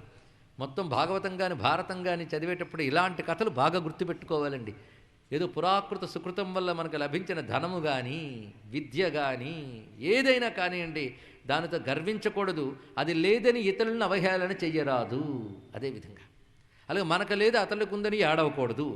ఇవి పురాణ కథలు వింటూ ఉంటే మనస్సు ఈ ఆలోచన జాగ్రత్తగా తెలుసుకుని నిజమైన పర్సనాలిటీ డెవలప్మెంట్ ఉంటుంది కనుక చిన్నప్పటి నుంచి ఇలాంటివి వింటే అసలు అనేక వైషమ్యాలు పోతాయి. విద్యాధుడికే పట్టలెచ్చురండి. ఒకసారి అంగిరస గోత్రీయుని కొందరు మహర్షులు శరీర సౌందర్యం మొదలైన వాటిలో ఇట్లా శ్రద్ధ తీసుకోరు. ఏదో ప్రారంధవశాత్తు ఒక శరీరం లభించింది అంతే. వాళ్ళు వికృతంగా ఉన్నారని చెప్పి మహర్షుల్ని వీళ్ళు అవమానించారు. మహర్షులు అంగిరస గోత్రీయులైన మహర్షుల శాపం చేత ఈ సుదర్శనుడనే విద్యాధరుడు సర్పముగా మారాడు. అప్పుడు వారు ఒక పరిష్కారం చెప్పారు. కృష్ణపాద స్పర్శ నీకు కలుగుతుంది, అప్పుడు నువ్వు ధన్యుడు అవుతావు. వాడు యోగం ఉన్నవాడు ఆ వనంలో తిరుగుతున్నాడు ఎప్పటి నుంచో. ఎన్నాళ్ళకి స్వామి పాదస్పర్శ కలిగింది. ఇలాంటి వృత్తాంతాల వల్ల కృష్ణుడు ఎవరో మనకు తెలుసుకోవడానికి పనికొస్తుంది. నలకోబర మణిగ్రీవులు కానీ మధ్య చెట్ల రూపం నుంచి శాపముక్తులైన వాళ్ళు, అదేవిధంగా సుదర్శనుడు, ఇంకా తర్వాత కథలో నృగమహారాజు, వీళ్ళందరూ కూడా ఎన్ని ఏళ్ల నుంచి ఎదురు చూస్తున్నారో, వేల సంవత్సరాల నుంచి ఎదురు చూస్తున్న వాళ్ళు ఒక్కొక్కరు కూడా వందల వేల ఏళ్ళ నుంచి ఎదురు చూస్తున్నటువంటి వారే పరమాత్మ యొక్క అవతారం కోసం. దీన్ని బట్టి కృష్ణుడు సాక్షాన్ నారాయణుడు అనడానికి ఇంకేం కావాలి ఇక్కడ? ఎప్పుడైతే ఆ విధంగా శాప విమోచనం పొందాడో వెంటనే నమస్కారం చేసి సాష్టాంగ ప్రణామం చేసి బ్రహ్మదండాద్ విముక్తోహం, బ్రహ్మవేత్తలు వేసిన శిక్ష నుంచి నేను ఇప్పుడు విముక్తుణ్ణయ్యాను. సజ్జస్తే అచ్యుత దర్శనాత్, నీ దర్శనం వల్ల ధన్యుణ్ణయ్యాను. ఎవరి పదము పట్టుకున్నా, ఎవరి పదము విన్నా ధన్యులైపోతారో అటువంటి పదము కలిగిన వాడి పదము నాకు దొరికింది అన్నాడు. ఇక్కడ పదము అంటే నామం, పదం అంటే పాదం. కనుక స్వామి యొక్క పదము వింటే చాలు, అంటే చాలు, కృష్ణ అనే పదము చాలు. అలాంటి వాడి పదము తగిలింది. ఇప్పుడు ఇంకేం కావాలి ఇక్కడ? ఎన్నామ గృహన్ అఖిలాన్ శ్రోతృన్ ఆత్మానమేవచ. కృష్ణానుగడు అన్నాడు అనుకోండి, వాడెలాగూ తరిస్తాడు సరే, ఆ మాట విన్న వాళ్ళు అందరూ తరించిపోతారట. అటువంటిది కృష్ణనామం. సజ్జపునాతి కిం భూయ తస్య స్పృష్ట పదాహితే. అటువంటి వాడి యొక్క దివ్య పదము తగిలింది, నేను ధన్యుణ్ణయ్యాను. ఒక విధంగా నాకు ఆ శాపం వరంగా మారింది, నీ పాదస్పర్శ లభించిందయ్యా అని నమస్కరించి అక్కడి నుంచి అతను అంతర్ధానమే వెళ్ళిపోయాడు విద్యాధరుడు. ఇదంతా చూశారు. అప్పటికే ఆయన బ్రహ్మమని అనుభూతి పొందిన నందగోపాదులు వారికి నమస్కారం చేసుకున్నారు ఇక్కడ. అటుపై ఒకప్పుడు వేణుగానంతో ఆయన ఉండగా ముగ్ధులైపోయారు గోపకాంతలు. అప్పుడు వాళ్ళని తన మాయాశక్తితో దూరం తరుముతూ పోయాడు శంఖచూరుడు అనేటువంటి యక్షుడు. మాయతో గోపకాంతలందరినీ లాక్కుపోయాడు దూరంగా. కానీ కృష్ణ పరమాత్మ ఆ శంఖచూరుడిని సంహరించి గోపకాంతలందరినీ రక్షించాడు. ఈ విధంగా రెండు లీలలు ఒక అధ్యాయంలో చెప్తూ పరమాత్మ యొక్క దుష్ట నిగ్రహ లీల, అదేవిధంగా శాపం నుంచి ఉద్ధరించిన లీల రెండు మనం చెప్పుకున్నాం. ఆ తర్వాత గోపికా యుగళ గీతము అంటూ ఒక ప్రత్యేకమైన అధ్యాయం ఉంది, కానీ దానిలోకి వెళ్ళట్లేదు. ఎందుకంటే మన వేణుగీతము యొక్క వర్ణనల్లోనూ అలాగే గోపకాంతలు కృష్ణ పరమాత్మను చూసిన భావంలోనూ ఇందులో ఉన్న భావాలు అక్కడ తెచ్చుకొచ్చి కూడా చెప్పడం జరిగింది. ఈ వివరణంతా అక్కడ ఇవ్వడం జరిగింది కనుక యుగళ గీతం ఇది నిజానికి విశేషం. గోపికల యొక్క భక్తిభావాన్ని ఆ లీల నుంచి బయటకు వచ్చేసినా సుఖయోగింద్రుడు మరో చోటు చెప్తూనే ఉన్నాడు ఇక్కడ. అందు నుంచి మనం దూరం కాకూడదు. క్వణిత వేణురవ వంచిత చిత్తా కృష్ణమన్వసత కృష్ణ గృహిణ్య గుణగణార్ణమనుగత్య హరిణ్యో గోపికా ఇవ విముక్త గృహాశా. ఈ విధంగా ఏవం వ్రజస్త్రియో రాజన్ కృష్ణలీలాను గాయతి రేమిరేహస్సు తచ్చిత్తాస్తన్మనస్కా మహోదయ. ఈ చెప్పడంలో విశేషం ఏంటంటే వారు తిరిగి వ్రజానికి వచ్చిన ఆ కృష్ణ పరమాత్మ యొక్క వేణుగానము, ఆయన యొక్క విహారములు ఇవన్నీ నిరంతరం స్మరించుకుంటూ గానం చేస్తున్నారు. దీనివల్ల తన్మనస్కాహ, వాళ్ళు తన్మనస్కులు అనే విషయం తెలియబడుతున్నది కదా అని యుగళ గీతం అనేది రమ్యంగా ఉంటుంది, శ్రవణానికి కూడా బాగుంటుందని ఇందాక చదువుకున్నాం మనం. భక్తులైన వారు హాయిగా నోరారా పారాయణ చేసుకోగలిగిన గీతముల్లో 3 అయిపోయాయి ఇప్పటికి. మొదటిది వేణుగీతం, రెండవది గోపికా గీతం, మూడవది యుగళ గీతం. ఆ యుగళ గీతానికి ఒక నమస్కారం చేసుకుని ఆ తర్వాత కృష్ణ పరమాత్మ ఆ దివ్యమైనటువంటి బృందావనంలో చేసిన దుష్ట నిగ్రహ లీలలు చాలా విశేషంగా కనబడతాయి. ఎందుకంటే దుష్ట నిగ్రహం, శిష్ట రక్షణం. ఈ మధ్యలో శాపగ్రస్తులైన వారిని ఉద్ధరించడం, అది దుష్ట నిగ్రహం అనాలా, శిష్ట రక్షణ అనాలా? ఈ మధ్యలో ఉంటుంది సరిగ్గా శాపం నుంచి ఉన్న వాళ్ళని ఉద్ధరించడం. రామావతారంలో కూడా మీకు ఇవే కనబడతాయి, పరిశీలించండి. ఇక్కడ ఆయన కబంధుణ్ణి కూడా శాపముక్తం కలిగిస్తాడు, విరాధుని కూడా. అదేవిధంగా అహల్య విషయంలో చెప్పనక్కర్లేదు. అంటే శాప విమోచనం కలిగించడం ఒకవైపు, దుష్టుల్ని నిగ్రహించడం, శిష్టుల్ని నిగ్రహించడం, 3 అంశములు అవతారంలో మనకి ఎక్కడైనా కనబడతాయి. ఈ 3 అంశముల్లో చూస్తూ ఉంటే వాడు శాపం పొందినప్పటికీ వాళ్ళు దుష్టులే. కానీ శాపగ్రస్తులైన తర్వాత పశ్చాత్తాపంతో ఆ పరమాత్మని చింతన చేస్తూ శుద్ధులయ్యారు. వాళ్ళు ఎప్పుడు శుద్ధులయ్యారు అనేది వాళ్ళు తెలుసుకోలేరు. నేను ఇంకా అయిపోయింది, శుద్ధుడిని అయిపోయాను, ఎందుకంటే 1,00,000 జపం చేశాను కనుక అని డైరీ రాసుకుంటే సరిపోతుంది. వాడు శుద్ధుడయ్యాడో లేదా, వాడి సాధన ఫలించిందా లేదా ఈశ్వరుడు నిర్ణయించాలి. ఆ సమయానికి ఆయనే అక్కడికి వస్తాడు వెతుక్కుంటూ. అదేవిధంగా ఉద్ధరించిన లీల కూడా మనం ఇప్పటివరకు చెప్పుకున్నాం. ఎవరిని? సుదర్శనుని. అదేవిధంగా శంఖచూరుడు అనే యక్షుణ్ణి నిగ్రహించాడు. ఇప్పుడు ఒక అసురుణ్ణి నిగ్రహిస్తున్నాడు. ఈ అసురుడు అరిష్టుడు అనేటువంటి రాక్షసుడు. వాడి పేరు అరిష్టుడు. ఈ అరిష్టుడు వృషభ రూపం ధరించి వచ్చాడు. ఆ వచ్చిన శ్లోకాలు వర్ణిస్తారండి వ్యాసుడు. అలాంటి కవులు మళ్ళీ ఏ దేశంలో ఎక్కడ పుట్టరు అనిపిస్తుంది. ఏమి వర్ణన ఒక్కొక్కటి కూడా హృదయానికి అలా హత్తుకున్నట్టు వర్ణిస్తారు ఇక్కడ. రంభమాణ కరతరం పదాచ విలిఖన్మహీం ఉద్యమ్య పుచ్చం వప్రాణ విషాణగ్రేణ చోద్ధరన్. మహావృషభము ఒక రోజున బృందావనంలోకి ప్రవేశించి కర్కశంగా రంకెలు వేస్తూ కాలితో నేల రాస్తూ, మనం అప్పుడప్పుడు మదించిన వృషభం చేస్తున్న పని గుర్తు తెచ్చుకుంటే ఈ వృషభం అతి భయంకరంగా ఉంది. అక్కడ వృషభాలు లేవు బృందావనంలో? వృషభాలు ఉన్నాయి, ధేనువులు ఉన్నాయి, కలిపి గోసంతది పుష్టిగా ఉంది. కానీ అవి భయపడ్డాయి ఈ వృషభాన్ని చూసి. అంత భయంకరంగా ఉంది. మానవుల్లో కూడా అతి దుర్మార్గుడైన ఒక బలిష్ఠుడు వస్తే మానవులు భయపడతారు కదా. అదేవిధంగా అంత మహావృషభం రాగానే అక్కడున్న గోసంతతి మొత్తం భయపడింది. పైగా అది తోక పైకెత్తి కొమ్ము కొనతో మట్టి పెళ్ళలు తీసి పైకి విసురుతుంది. అది అక్కడ ఉన్నటువంటివి పై కాలితో రాస్తోంది, దుమ్ము రేగేలా రాస్తున్నది. పై కళ్ళు చింతనిప్పుల ఎర్రగా ఉన్నాయి. పైగా మధ్య మధ్యలో పేడ వేస్తూ మూత్రం పోస్తూ ఉన్నదని కూడా వర్ణించాడు.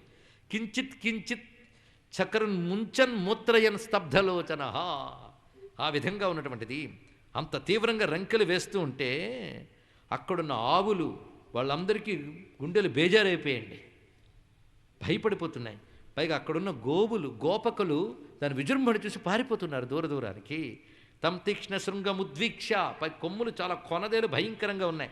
గోప్యో గోపాశ్చ తత్రసు పశవో దుదుర్భీత రాజన్ సంత్యజ్య గోకులం. గోకులం వదిలి పారిపోతున్నట్టు వెళుతూ వాళ్ళకి దుఃఖం కలిగినప్పుడు, భయం కలిగినప్పుడు ఏం చేస్తారో అందరికీ తెలుసు కదా ఇప్పటివరకు శ్రద్ధగా వింటే. ఎందుకంటే 4 రోజులు గ్యాప్ వచ్చింది మనకి. ఆ సుఖాలు దుఃఖాలు ఇబ్బందులు అన్నీ ఏవీ లేకుండా హాయిగా రాసంలో ఉన్నాం. మళ్ళీ తయారయ్యారు దుష్టులు. కృష్ణ కృష్ణ ఇది సర్వే గోవిందం శరణం యయుహు. మళ్ళీ వాళ్ళకి రెండు అక్షరాల శబ్దాన్ని 2 మార్లు అనడం. కృష్ణ కృష్ణేతి సర్వే గోవిందం శరణం యయుహు. ఎందుకయ్యా 2 మార్లు అంటే ప్రతివాడికి బాహ్యం అంతరం 2 ఉంటాయట. 2 కృష్ణుడే అని తెలుసుకోవడానికి 2 మార్లు అన్నారయ్యా అన్నాడు. ద్విరుక్తంలో ఉన్న మజా అది. అందుకే మొత్తం విష్ణు శాస్త్రం చదివేకి 2 మార్లు అన్నట్టు. సర్వప్రహరణాయ ఓం నమీతి 2 మార్లే. ఇది బాగుంది. కృష్ణ కృష్ణేతి తే సర్వే గోవిందం శరణం యయుహు. గోవిందం శరణం యయుహు. గోవర్ధనగిరి ఉద్ధరించిన వాడు కదా గోవిందుడు, కనుక వీళ్ళని ఉద్ధరిస్తాడు. అది గోవిందం కృష్ణ కృష్ణ ఇది శరణం యయుహు. అయితే అంతమంది భయపడి పారిపోయారు, కానీ చిరునవ్వు నవ్వుతూ చూస్తున్నవాడు ఈయన ఒక్కడే. భగవానపి తద్వీక్ష గోకులం భయ విద్రుతం మా భైష్ఠేతి. ఎన్ని మార్లండి ఆ మాట, మా భైష్ట. భయపడకండి, భయపడకండి. కృష్ణ పరమాత్మ అంటేనే చాలు, భయపడకండి. అదే ఆయన స్వరూపం. కృష్ణుడు అంటేనే అభయస్వరూపం. ఆయన ఆశ్రయించిన వారికి భయం లేదు. అది కృష్ణుడు అభయావతారం, కృష్ణుడు రక్షకావతారం. ఇప్పటికన్నీ చెప్పుకున్నాం, గుర్తుపెట్టుకోండి. ఆయన మించిన రక్షకుడు లేడు. ఒక రాముడు, ఒక కృష్ణుడు. వాళ్ళని రక్షకులుగా కలిగిన హిందూ ధర్మంలో పుట్టిన మనకి ఎవడో ఎక్కడి నుంచో రక్షకుడికి వచ్చిన భ్రాంతిలో పడి పాపాల జోలికి వెళ్ళిపోకండి. తెలుసుకోండి ఇక్కడ ఇవి తెలుసుకోవాల్సినది. ఇది ఎలాంటిదంటే చేతిలో ఉన్న పాయసాన్ని పారవేసుకొని పరులో ఎంగిలి కూడి తిన్నట్టే. ఇది తెలుసుకోండి ఇక్కడ. అటువంటి రక్షకుడు కృష్ణ పరమాత్మ. భయపడకండి అని బలదర్పహాహం దుష్టానాం తద్విధానాం దురాత్మనాం, నీలాంటి దుర్బుద్ధులకి బలం వల్ల కలిగే గర్వాన్ని నేను అణుస్తాను అని వృషభం ముందు నిలబడ్డాడు కృష్ణ పరమాత్మ. ఆ వృషభానికి మహాకోపంగా ఉంది ఆయనపై. వచ్చిందే ఆయన్ని కొట్టడం కోసం. కంసుడు యొక్క స్నేహితుల్లో లేదా సైన్యాల్లో వాడొకడు. అప్పుడు కృష్ణుడు జబ్బ తెరచి చప్పట్లు కొట్టేటండి. ఆ చిత్రాన్ని ఎంత చక్కగా వర్ణిస్తున్నారు. ఇత్యాస్ఫోట్య అచ్యుత అరిష్టం తలశబ్దేన కోపయన్, చేతులు చప్పుళ్ళు చేసి దాని కోపాన్ని మరింత రేకెత్తించాడు. పైగా ఆ పని చేసి ఏం చేశాడంటే అక్కడ స్నేహితుడు నిలబడి భుజం మీద చేయి వేసుకుని నిలబడి చూస్తున్నట్టు. అక్కడ ఆ లీల చక్షు రంసే భుజాభోగం ప్రసార్య అవస్థితో హరి, అసలు ఏమాత్రం కేర్ చేయనట్టు ఉన్నాడు ఆయన. అంతేకాని రా నేను సిద్ధమే అని ఎలా బలం పెట్టుకోవడం నిలబడలేదు ఆయన. ఒకసారి చప్పట్లు కొట్టాడు, తర్వాత పక్కనున్న స్నేహితుడు భుజం మీద చేయి వేసి నిలబడ్డాడు. అంతేదాన్ని మహాకోపం వచ్చి మరొకసారి కాలి గిట్టతో నేలను తవ్వి తోకని పైకెత్తి గుండ్రంగా తిరిగింది అది ఆ కొమ్ములతో. ఆ తిరిగినప్పుడు ఆ కొమ్ములకి పైన మేఘాలు ఆ కొమ్ములతో తిప్పుతోందా అన్నట్టు తిరిగిందిటండి ఇక్కడ.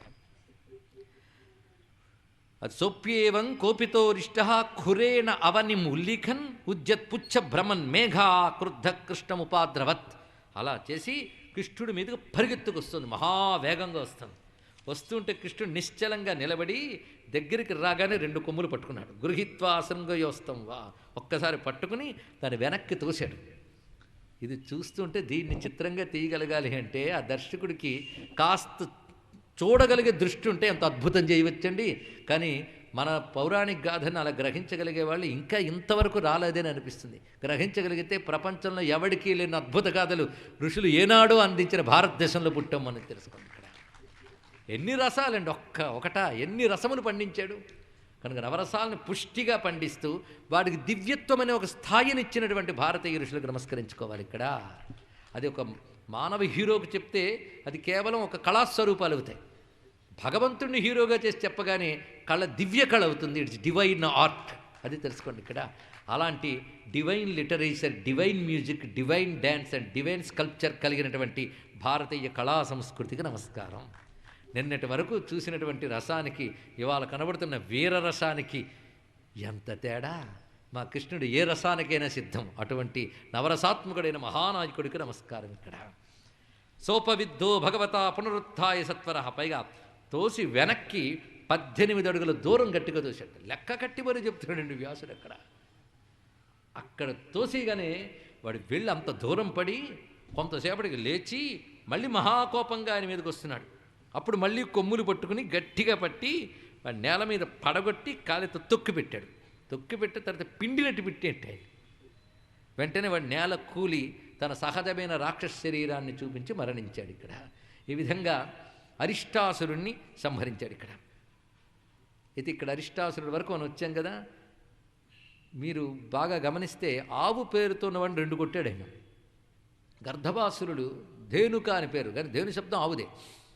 అదేవిధంగా అరిష్టాసురుడు వత్సాసురుడు. ధేనుక అంటే ఇంకో అర్థంలో గాడిదికి చెప్పుకోవచ్చు కనుక వదిలేద్దాం. వత్సాసురుడు ఎవరు? దూడ. వీడెవరు? వృషభం. ఈ లీల చేసేసాక రాత్రి ఆయన వేణుగానం చేస్తుంటే రాధమ్మ వచ్చింది. ఆవిడెప్పుడు వాళ్ళిద్దరూ నిత్యం బృందావనంలో నేటికి కలిసి ఉంటారు. అది భాగవతంలో కాదు కానీ గర్గభాగవతం ఇత్యాది గ్రంథాల్లో కృష్ణతత్వ రాధాకృష్ణతత్వానికి సంబంధించిన రమ్యమైన ఘట్టం కనుక చెప్పుకుంటున్నాం. ఆ రోజు రాధాదేవి వచ్చి నీతో మాట్లాడినందుకండి కృష్ణుడితో. నేనేం తప్పు చేశానని. నీకు నాకు గోవులు చాలా ఇష్టం కదా, నువ్వు గోవుల్ని హింసించావు అన్నది. అరే నేను గోవిందుణ్ణి, గోవులే నన్ను ప్రభు అన్నాయి. నేను గోవుల్ని రక్షించడానుకున్నాను, గోవుల్ని బాధించేవని శిక్షించి తీరుతాను, అది నా యొక్క లక్షణం. అలాంటిది నువ్వు పట్టుకుని నేను గోవుని హింసిస్తున్నావు అంటావేంటి అంటే, నువ్వు వత్సాసురుని చంపావా? మరి మొన్న వృషభాసురుని సంహరించావు కదా అంటే, అరే వాళ్ళు రాక్షసులు, వాళ్ళకి నేను ఆవులంటే ఇష్టమని చెప్పి ఆ వేషం వేసుకొచ్చారు. వేషం వేసుకొచ్చిన వాళ్ళ అసలు స్వరూపం ఏంటో తెలిసి కొట్టాను. వాళ్ళు కూడా రాక్షసులయ్యే తెచ్చారు కదా అంటే ఏమని చెప్పు. వత్సాసురుణ్ణి వృషభాసురుడు వాళ్ళు ధరించిన గోరూపములే కదా. పైగా వాడు ధేను శబ్దం ఉంది అక్కడ. ఏమైనా నువ్వు గోవుల్ని హింసించావు, నేను ఒప్పుకోను. వాళ్ళు ఎవరైనా సరే హింసించకూడదంటే, అయితే నన్ను ఇప్పుడు ఏం చేయమంటావు అన్నాడు. అంటే భూమి మీద ఉన్న సమస్త తీర్థాలను స్నానం చేస్తే అప్పుడు నీకు దోషం పోయినట్టు భావిస్తానంటే. ఇది వాళ్ళు లేలండి. అయితే ఆయన ఏంటంటే ఆవుకా నావురు చెప్పాను కనుక తీర్థంగా తీర్థంలో స్నానం చేస్తాడన్నాడు. ఆయన చాలా తెలివైన వాడు. కానీ మహానుభావుడు ఏం చేశాడంటే అప్పుడు అమ్మ ఒక మాట అందుట, అన్ని తీర్థాలు నీ పాదాల్లోనే ఉంటాయి కదా నాయన అన్నదిట. అది రమ్యమైన భావం అండి ఇక్కడ. వెంటనే ఆయన ఏం చేశాడంటే ఆ ఉన్న చోట పాదాన్ని నొక్కాడు. అలా నొక్కాడో లేదో గంగ జనించిన ఆ పాదం దగ్గర సమస్త పృథ్వీలో ఉన్నటువంటి 3.5 కోట్ల తీర్థములు అందులోంచి ఉద్భవించి ఒక గుండం తయారైంది. అంత దివ్యమైన గుండం తయారైంది. వెంటనే స్వామి చెప్పాడు, ఈ గుండంలో ఎవరు స్నానం చేస్తారో వారు సర్వతీర్థములు ఎందుకు స్నానం చేసిన ఫలితం అంటే అందుకోసం ఇంకో లీలలు వచ్చాయి చూడండి. వాళ్ళ అలకలు మొదలైనవన్నీ మనకు అనుగ్రహాలు. మనం అలిగితే మనకి ప్రమాదం, లోకానికి ప్రమాదం. వాళ్ళు అలిగితే ప్రపంచానికి అనుగ్రహం. అందుకే వాళ్ళు లీలలు అన్నారు ఇక్కడ. దాని పేరు కృష్ణకుండం. ఆ తర్వాత ఏమైందంటే అమ్మవారి దగ్గరికి వచ్చేట నారదుడు వచ్చి, స్వామి పాదాల నుంచి అన్ని తీర్థాలు పుట్టించాక నువ్వేం తక్కువ తల్లి, సాక్షాత్ జగన్మాతవు నువ్వు, కనుక నువ్వు కూడా ఆ పని చేస్తే బాగుంటుంది అంటే నేను చేశానుగా నువ్వు చేయగలవా అన్నట్టు కృష్ణుడు. దానితో ఆ తల్లి కూడా పాదానాలు నొక్కి తీయగానే అక్కడ కుండం తయారైంది. అది రాధాకుండ్. ఈ రాధాకుండ్ కృష్ణకుండ్ అనేవి నేటికి మనకి దివ్యమైన బృందావనంలో కనిపిస్తూ ఉంటాయి. ఆ రెండిట్లో స్నానం చేసి గోవర్ధనగిరి చుట్టూ ప్రదక్షిణ చేస్తూ ఉంటారు భక్తులు నేటికి కూడా. అటువంటి దివ్య కుండాలను ఇక్కడే మనం స్మరించుకున్నా చాలు, వాళ్ళిద్దరూ మనల్ని అనుగ్రహిస్తారు. ఈ 2 కుండములు ఏర్పాటు చేయడానికి పనికొచ్చింది వృషభాసురుడు వత్సాసురుడు కథ మనకి ఇక్కడ రమ్యమైనది. అది వ్యాసప్రోక్తమైన మరో గ్రంథంలో ఉంది గనక ఇక్కడ ఒక్కసారి మనం స్మరించుకుని రాధాకృష్ణ స్మరణతో, బృందావన స్మరణతో, 2 కుండముల స్మరణతో మళ్ళీ మనం ధన్యులమయ్యాం ఇవాళ. అటువంటి కథ ఇక్కడ అవగానే ఇప్పుడు నారదుడు బయలుదేరాడండి. హరిష్టే నిహతే దైత్యే కృష్ణేన అద్భుత కర్మణ. కృష్ణుడంటే అద్భుత కర్ముడు, ఏది చేసినా అద్భుతమే. అటువంటి అద్భుత కర్ముడైన కృష్ణుని చేత అరిష్టుడనే రాక్షుడు మరణించిన తర్వాత నారదో దేవదర్శన. దేవదర్శన అంటే దేవ ఋషి, దర్శనం అంటే దర్శనత్వాత్ ఋషి కదా. కానీ దేవర్షి అని నారదుల వారు బయలుదేరి వెళ్ళాడు. ఎక్కడికి? కంసాయ, కంసుడి దగ్గరికి వెళ్ళాడు. ఆయనకి ఎప్పుడెప్పుడు ఎక్కడ ఎలా ప్రవర్తించారో తెలుసు. అప్పుడు వెళ్ళి, కంస ఇది విన్నావా, నీకు అన్యాయం చేశారు అందరూ కలిసి, నువ్వు పాపం అష్టమగర్భం పోయింది అనుకున్నావు, ఏదో ఆడది పుట్టింది, పైగా నువ్వు విసిరు కొట్టావు వెళ్ళిపోయింది, అప్పుడు నువ్వు ఇప్పుడు జాలిపడి నీ చెల్లెల్ని బాగానే విడిచిపెట్టేశావు. కానీ వాళ్ళు నిన్ను వంచన చేశారు. నువ్వు యాదవుల్లో ఎవరైతే దేవపక్షంలో ఉన్నారో వాళ్ళందరినీ కూడా చెల్లాచెదురు చేసావు. అదే నీ మెప్పు కోసం నిగ్రహించుకుని కొందరు నీ దగ్గర ఉండిపోయారు, కొందరు మాత్రం అటు ఇటు పోయి తలదాచుకున్నారు. అలా తలదాచుకున్న వాళ్ళల్లో వసుదేవుడు ఒక భార్య రోహిణీదేవి వ్రజంలో తలదాచుకుంది. ఆ తర్వాత నువ్వు ఇక్కడ బంధించేవే కానీ ఆ సప్తమ గర్భం దేవతలందరూ మాయ చేసేసి ఆ రోహిణీదేవులు పెట్టి అక్కడ పుట్టాడు వాడు. అలాగే అష్టమ గర్భం అమ్మాయి అనుకున్నావు కాదు, యశోద కూతురు కలిగింది, ఈమె కొడుకే కలిగాడు. కానీ దేవమాయతో అటు వెళ్ళిపోయింది. అంటే నీ పట్ల ద్వేషము కలిగిన దేవతలందరూ కలిసి పని చేశారు. యశోదాయా సుతాంకన్యాం దేవక్యా కృష్ణమేవచ రామంచ రోహిణీపుత్రం వసుదేవేన బిభ్యత. ఘనుడొక నాడు నారదుడు కంసునితోడ యశోద కూతుతా కనుటయు చక్రి దేవకి గర్భజుడవుటయు మున్ను రోహిణీతనయుడు రాముడవుటయును తద్విభులిద్దరు మందనున్నవారని ఎరుగంగ చెప్పిన మహాద్భుతమంచు చలించే కిన్కతో. ఇప్పుడు వచ్చి విన్నావనైనా అని అంటే ఇప్పుడే నారదుడికి తెలిసినట్టు. ఆయనకి ఎప్పుడో తెలుసు, కానీ ఎప్పుడు చెప్పాలో అప్పుడు చెప్పాడు. ఇక్కడ మహాత్ములైనా సత్యాలన్నీ చెప్పరు, ఎప్పుడు చెప్పాలో అప్పుడు చెప్తారు, ఎక్కడ చెప్పాలో అక్కడ చెప్తారు, ఎంత చెప్పాలో అంత చెప్తారు, అంత కూడా అంతే. వచ్చి ఆయన అప్పుడు చెప్పాడు, చూశారు అందరూ కలిసి అన్యాయం చేశారు నీకని. అంటే ఇంకా కంసుడు ఎక్కువ కాలం ఉండకూడదు, రోజులు 3 అని ఇక్కడ. పైగా అక్కడ ఎందుకు అవతరించాడో అది పూర్తి చేశాడు, ఎవరెవరికి ఏమి ఇవ్వాలో అన్నీ ఇచ్చాడు. ఇక్కడ ఇంకా అవతారంలో 2వ పని చేయాలి. మాధుర్యలీల పూర్తయి ఐశ్వర్యలీలలోకి స్వామి రాబోతూ ఉన్నాడు కనుక తాను బృందావనంలో ఎందుకు ప్రవేశించాడో అక్కడ ముక్తికి అర్హత కలిగిన వారందరికీ కూడా బ్రహ్మానుభవాన్ని ప్రసాదించి వారి అంతఃకరణంలో ఆ బ్రహ్మానుభూతిని మిగిల్చి తాను బయట నుంచి బయటకు వచ్చేయడానికి సిద్ధపడుతున్నాడు స్వామి. అందులో భాగంగా నారదుల వారు బయలుదేరారు. మన నారదుల గురించి ఒక మాట చెప్పుకొని నిర్వచనం గుర్తున్నదా? నారాయణ సంకల్పాన్ని భూమిపై ప్రవర్తింపజేసే ఋషి వ్యవస్థ దేవర్షి నారదుడు ఆయనే. అటువంటి వారు ఋషులు ఎప్పుడూ భగవత్ సంకల్పాన్ని లోకల్లో ప్రవర్తింపజేయడం వారి యొక్క కర్తవ్యం. అంటే ఇప్పుడు నారదుడు అన్నమాట ఎవరి సంకల్పం? కృష్ణ సంకల్పమే. ఎప్పుడైతే ఈ మాట చెప్పాడో కోపం వచ్చింది. మహాకోపంతో. ఎందుకంటే ఒకప్పుడు నీ నారదుడి మాట మీదే 6 పిల్లల్ని చంపేశాడు, గుర్తున్నదా?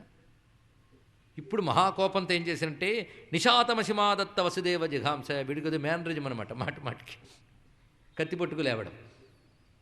వసుదేవుని చంపేద్దాం అని చెప్పి కత్తి పట్టుకుని లేచి వెళుతున్నాడు. వెంటనే నారదుడు వారించాడు. చంపడం అంటే మాటిమాటిగా అదే పెద్ద ఆవేశం, చేయాల్సింది చేయి. ఇప్పుడు వాళ్ళిద్దరు పని చూడు, ఎందుకంటే నీకు ఎవడి వల్ల మృత్యువో వాడు అక్కడున్నాడు, వాడు అన్న కూడా అక్కడే ఉన్నాడు, 7, 8 కలిసి అక్కడ తిరుగుతున్నాయి, కనుక వాళ్ళ పని ఏదో నువ్వు పూర్తి చేయాలి అని అంటే వెంటనే గొప్ప ప్రణాళిక వేసి వసుదేవుని చంపడానికి సిద్ధమైన వాడు ఆగి మళ్ళీ దేవకి వసుదేవుని చెరసాల్లో వేశాడు. ఇప్పుడు వేశాడు మళ్ళీ చెరసాల్లో వేసి అప్పుడు అంటున్నాడు, ఎలాగోలాగా నేను ప్రణాళిక వేస్తాను అని. ఆ ప్రణాళిక ఎలా వేస్తానో కూడా చెప్పేస్తున్నాడు నారదుడితో. నేను ఇప్పుడు ఆ బలరామకృష్ణులు మట్టు పెట్టడానికి ఎంతకాలం చాలామంది వెళ్ళారని తెలుసు, ఎక్కడెవరో 2 కుర్రాళ్ళు పూర్తి చేసేసారని కూడా వింటూ ఉన్నాను కర్ణాకర్ణిగా, కానీ ఆ కుర్రాళ్ళు వీళ్ళని ఇప్పుడు తెలిసింది దానికి. ఎందుకంటే కృష్ణ బలరాముల గురించి అప్పటికే చాలా వ్యాపించిపోయి మధురలో కూడా భక్తులు ఉన్నారు, అది తెలిస్తేనే తర్వాత కథనికి అందుతుంది. కానీ వాళ్ళు ఎవరు వసుదేవుని పుత్రులా కాదా అనేది ఎవరికి తెలియదు అంతే. కానీ వాళ్ళ యొక్క మహిమ కానీ మహానుభావత్వం కానీ అందరికీ తెలుసు. ఆయన ఆరాధించేవాళ్ళు, ప్రేమించేవాళ్ళు అందరూ ఉన్నారు. యదువులకు అత్యంత ప్రీతిపాత్రులు నందాదులు, అది అందరికీ తెలిసినదే. అందుకే అనేక మంది యదువంశీకులు అక్కడే తలదాచుకుంటున్నారు. కొందరు ఇక్కడ లోపల నిగ్రహించుకుంటూ కంసుడి ముందు బయటపడకుండా ఉన్నటువంటి వారు ఉన్నారు. అలాంటి వాళ్ళు ఎలాగో ఉన్నారు ఇక్కడ వసుదేవుళ్ళ చాలామంది. అక్కడ కొంతమంది తలదాచుకున్న వాళ్ళు ఉన్నారు, కాబట్టి వాళ్ళకి వీళ్ళకి స్నేహం ఉంది. అటువంటి దీనితో కృష్ణ బలరాముల యొక్క ఘనత అందరికీ తెలిసినదే. కానీ వాళ్ళు వసుదేవుడి పుత్రులు అనే విషయం ఇప్పుడు ప్రకటింపబడింది. ఇప్పుడు ముందు వీళ్ళని బంధించాను, తర్వాత వాళ్ళిద్దరిని ఎలాగోలా రప్పిస్తాను. ముందు ఏం చేస్తానంటే కేసి వ్యోమ అని 2 రాక్షసులు ఉన్నారు, అంటే వాళ్ళు మిగిలిపోయారు అనమాట. వాళ్ళిద్దరిని పంపిస్తాను. కానీ ఇంతమందిని కొట్టినవాడు వాళ్ళని కూడా కొడతాడు. ఏదో ప్రయత్నంగా పంపుతున్నాను, కానీ ఇక్కడ ఒక పని చేస్తాను. మాకు అక్రూరుడు ఉన్నాడు, శొఫల్కుడు అనేటువంటి యాదవుని యొక్క పుత్రుడు అతను, ఆయన్ని నేను పంపిస్తాను. నాకు తెలిసిన వీళ్ళందరూ మాత్రం వసుదేవ పక్షపాతులే, అయినప్పటికీ నా మాట వింటారు వాళ్ళందరూ. నేను వాడిని పంపిస్తాను, పంపించి ఆ బలరామకృష్ణులను రప్పిస్తా. ధనుర్యాగం చేస్తున్నాము అని చెప్పి, ఇన్నాళ్ళు మేనల్లుల్లో జాడ తెలిసింది కనుక ప్రేమగా మామయ్య పిలుస్తున్నాడు అని చెప్పి నువ్వు ఈ ధనుర్యాగానికి తీసుకురా.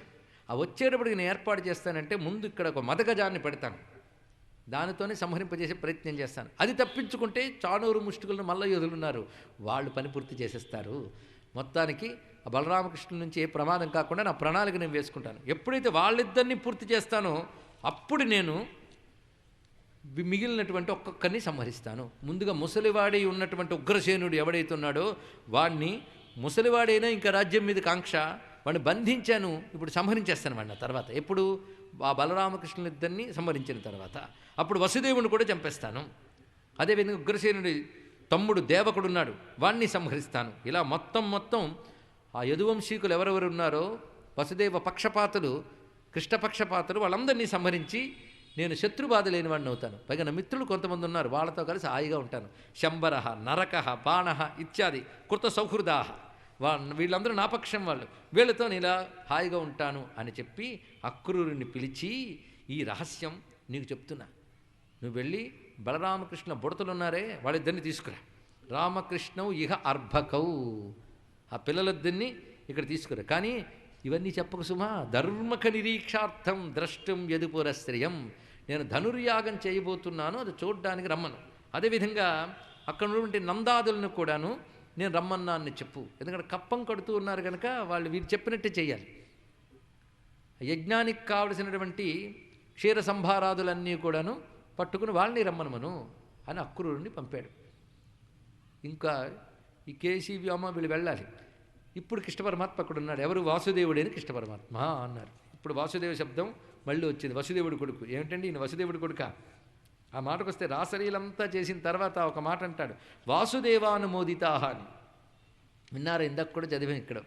బ్రహ్మరాత్రి ఉపావృత్తే వాసుదేవానుమోదిత వాసుదేవ తవ భాసమానమిగ రాసకేళి రస సౌరభం అని వినగానే ఒక్కసారి ఏమంటే అప్పుడు నందుడి కొడుకుగానే అనుకుంటున్నారు కనుక ఆయన వాసుదేవుడు ఎలా అవుతాడు అనగానే మొదటి రోజు నుంచి విన్నవాళ్ళకి సందేహం రాదు. వసందివ్యతే ఇది వాసుదేవ సచ్చిద్రూప. కానీ ఆయన నందుడు కొడుకుగా ఉన్నప్పుడు కూడా వాసుదేవుడేట. ఎంత రమ్యమైన భావం అండి. అదేంటంటే నందుడు ఎవరో చెప్పగలరా? విన్నారు కదా కథ.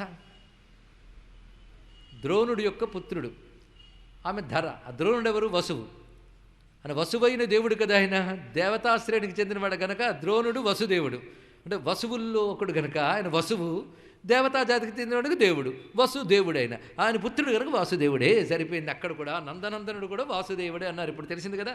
ద్రోణ వసూనాం ఏకదేవో వసుదేవ తత్పుత్రేణ గోపాల ఇది వాసుదేవ అన్నారు. ఎంత బాగుందండి.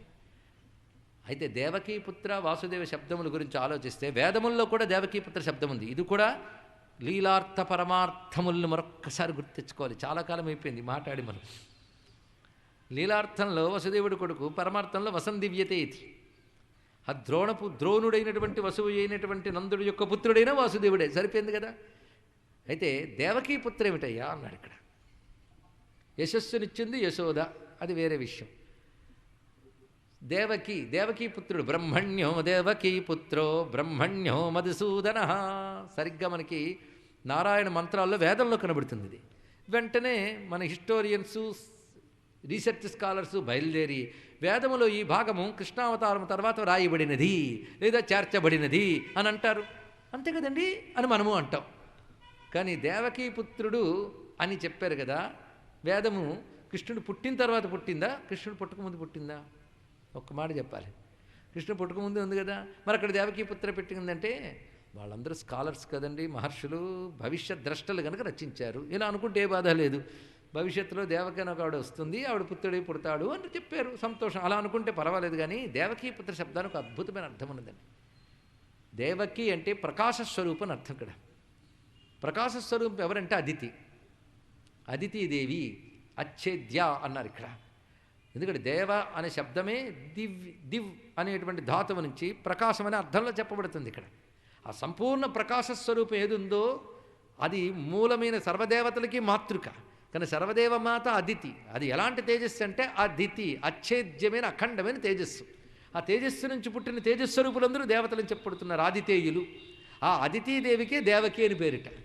ఆ అదితీదేవి యొక్క తనయుడుగా ఆయన ఆవిర్భవించాడు కనుక దేవకీపుత్ర అన్నప్పుడు సర్వదేవతాత్మకమైన నారాయణ బ్రహ్మము అదితీదేవి ద్వారా ఆవిర్భవించింది అని. అది అదితీదేవతాక నక్షత్రం పునర్వసు. ఆ విధంగా చూసిన అదితిపుత్రుడే ఆయన రామచంద్రమూర్తి. మరి అదితిపుత్రుడే వామనుడు, అంతకుముందు పుష్ణుగర్భుడు. ఇప్పుడు కృష్ణుడు అదితి రూపమైనటువంటి దేవకి పుత్రుడిగా సరిపోయింది చూడండి. అంటే వేదములో చెప్పబడ్డ ఒకానొక సత్యము కథారూపంలో ఇక్కడ జరుగుతోంది భూమి యందు. అది తెలుసుకోవాల్సింది ఇక్కడ. కనుక ఎలా చూసినా దేవకి పుత్రుడిగా పుడతాడనే భవిష్యత్ దృష్టితో చెప్పిందని నిర్వచించనక్కర్లేదు. అక్కడ దేవకి శబ్దానికి ఇదే అర్థము. అంత విశేషమైన దేవకీ నందన శ్రీమాన్ అని విష్ణు శాస్త్ర భాష్యంలో విష్ణు విద్యలో ఈ వివరణంతా వేద ప్రమాణములతో మనం తెలుసుకోవాలి. దేవకి అనే శబ్దం వేదంలో ఎక్కడెక్కడ ప్రయోగింపబడిందో చెప్తూ భాష్యం చేయడం జరిగింది. దీన్ని బట్టి పరమార్థం ఏంటో తెలిసింది కదా. లీలార్థంలో దేవకి పుత్రుడు, పరమార్థంలో అంత విషయం ఉన్నది. అలాగే వసుదేవుడు.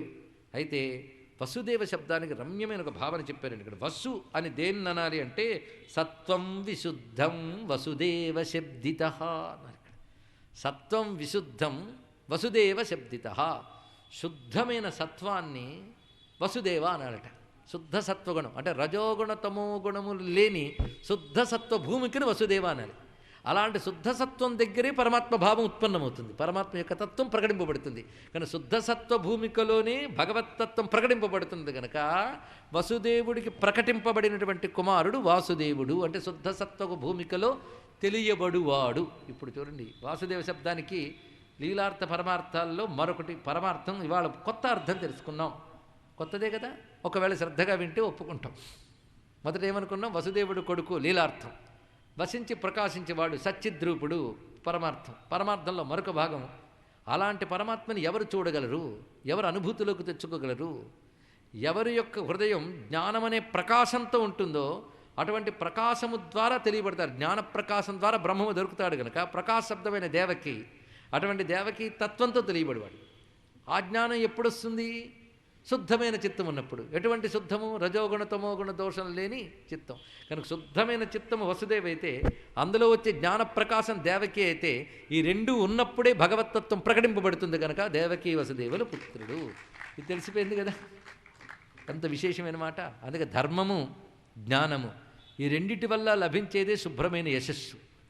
అలాంటి యశస్సునిచ్చేటువంటి సత్వగుణం ఏది ఉందో అది యశోద. అది అంతకంటే ఆ జ్ఞానం అంటూ కలిగితే దానికి మించిన ఆనందం లేదు. అదే నంద. చూసారా, నంద, యశోద, దేవకి, వసుదేవ, వీటన్నిటికీ శాస్త్రార్థములు మనకి సాధనార్థములుగా ఇప్పుడు చెప్పబడ్డాయి. ఇప్పటి వరకు లీలార్థ పరమార్థాలు అన్నాం, ఇప్పుడు సాధనార్థం. సాధనార్థం అంటే భగవత్తత్వం నీకు తెలియబడాలి అంటే నువ్వు శుద్ధ సత్వ భూమికలోకి వెళ్ళాలి, నీ హృదయం జ్ఞానప్రకాశంతో నిండాలి, ఆ స్థితిలో నీకు భగవతత్వం దొరుకుతుంది అని మొత్తం. ఎవరికి కృష్ణుడు దొరికాడు? దేవకి వసుదేవులకి. కానీ మన హృదయం దేవకి వసుదేవ భావన పొందగలిగితే మన హృదయానికి కృష్ణుడు దొరుకుతాడు.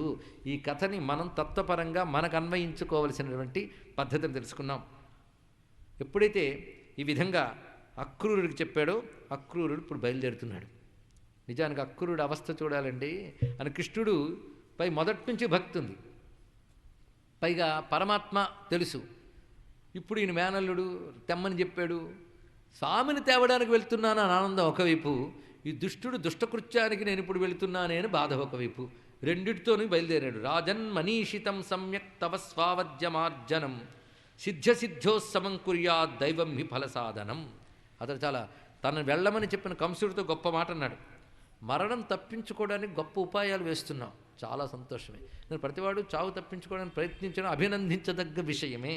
కానీ మన కార్యం సిద్ధించడం సిద్ధించకపోవడం అనేది దైవాధీనమని తెలుసుకుని సమబుద్ధి కలిగి ఎవడైనా పనైనా చేయాలి సుమా.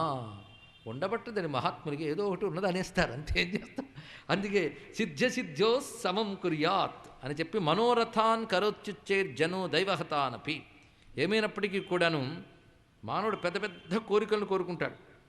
పైగా ఎలాంటి కోరికలు కోరుకుంటాడంటే భగవంతుడు అంటే దేవతలు అసహించుకుని కోరికలు కోరుకుంటాడు. ఏం చేస్తాం? పైగా అదృష్టం సహకరించని కోరికలు కూడా కోరుతాడు. అదృష్టం సహకరించిన కోరికలు అంటే ఏమిటి? ఎలాగూ చేస్తాం, అది రాయబడింది, అయినా బతకాలని తాపత్రయం, ఇలాంటివి ఉంటూ ఉంటాయి. అయితే కోరిక సిద్ధిస్తే హర్షం, సిద్ధించకపోతే శోకం, ఇది అనుభవించక తప్పదు. అయినప్పటికీ నీ ఆదేశాన్ని పాటిస్తానన్నట్టు. ఏం చెప్పాడు ఈయనకు అర్థం కాలేదు. అర్థమయ్యే లోపల బయలుదేరిపోయాడు అక్కడి నుంచి. చిన్నగా ఆ బయలుదేరుతూ బృందావనం వైపు తన బండి తోలుకుంటూ వెళుతున్నాడండి. ఆయనడు బయలుదేరాడు కదా, ఈ లోపల స్వామివారు మరొక రాక్షసుని చంపబోతున్నారు. అందులో మయుడు అనేవాడి యొక్క పుత్రుడు ఒకడు ఉన్నాడు, వాడిని కొడుతున్నాడు. ఇక్కడ ఆ మయపుత్రుడైనటువంటి వాడిని సంహరించే విధానాన్ని చాలా చక్కగా వర్ణించారు ఇక్కడ కృష్ణ పరమాత్మ. అతన్ని సంహరించినటువంటి విధానం, ముందుగా కేసి అనేవాడు ఒక గుర్రపు రూపం ధరించి వెళ్ళాడు. ఇతను గుర్రపు రూపం ధరించి వెళ్ళినటువంటి వాడు కేసి. కేసి వ్యోమ, ఈ వ్యోమాసురుడే మైపుత్రుడు. ఈ కేసి అనే రాక్షసుడు గుర్రపు రూపం ధరించి శటావధూతాభ్ర విమాన సంకులం కుర్వన్న భోహేషిత భీషితాఖిల. హేష చేశాడు అంటే సకిలింత. ఆ సకిలింతగా భయపడ్డారు మొత్తం. పైగా అప్పుడు వచ్చి వృషభం ఎంత అల్లకల్లోలపరిచిందో గుర్రంగాడు కూడా అంతే చేశాడు. ఇక్కడ పరమాత్మ దగ్గరికి వచ్చేది కాలుతో తొందామని ప్రయత్నించింది, కానీ మహానుభావుడు గిర్రని తిప్పి విసిరు కొట్టాడు. విసిరు కొట్టిన తర్వాత నోరు తెరుచుకుని మీదకి వస్తుంది. ఆ నోట్లో చెయ్యి పెట్టేట. చెయ్యి పెట్టగానే చేసిన పని ఏంటంటే ఆ చేతిని కొరకెద్దామని పళ్ళు వేసింది. దాని పళ్ళన్నీ రాలిపడిపోయాయి కింద. ఎలా అంటే ఉక్కు ముక్కను కొరకడానికి పళ్ళతో ప్రయత్నిస్తే పళ్ళు రాలుతాయి, కానీ ఉక్కు ముక్కేమీ ఎలా కాదో స్వామి చేతిని కొరుకుదామని ప్రయత్నించిన గుర్రం యొక్క పళ్ళన్నీ రాలిపోయాయి, గుర్రం పళ్ళు. పైగా లోపలికి తీసుకెళ్ళిపోయాడు. ఆ లోపలికి తీసుకెళ్ళిన కడుపు ఉబ్బిపోయిందిట. కంఠంలోంచి లోపలికి తీసుకెళ్ళిన చేతిని అక్కడ తిప్పాడు ఆయన. అంతే, అది అవరోధం ఏర్పడి మరణించింది. అందుకే కేశిని సంహరించాడు, కానీ కేశవుడు అనే పేరు ఆయనకి. లీలార్థం అన్నారు ఇక్కడ. కేశవుడు అనగా కేశి నిషూదన కేశవ అన్నారు ఇక్కడ. ఇదేది లీలార్థం. అంతకుముందు ఆయనకి లేదు.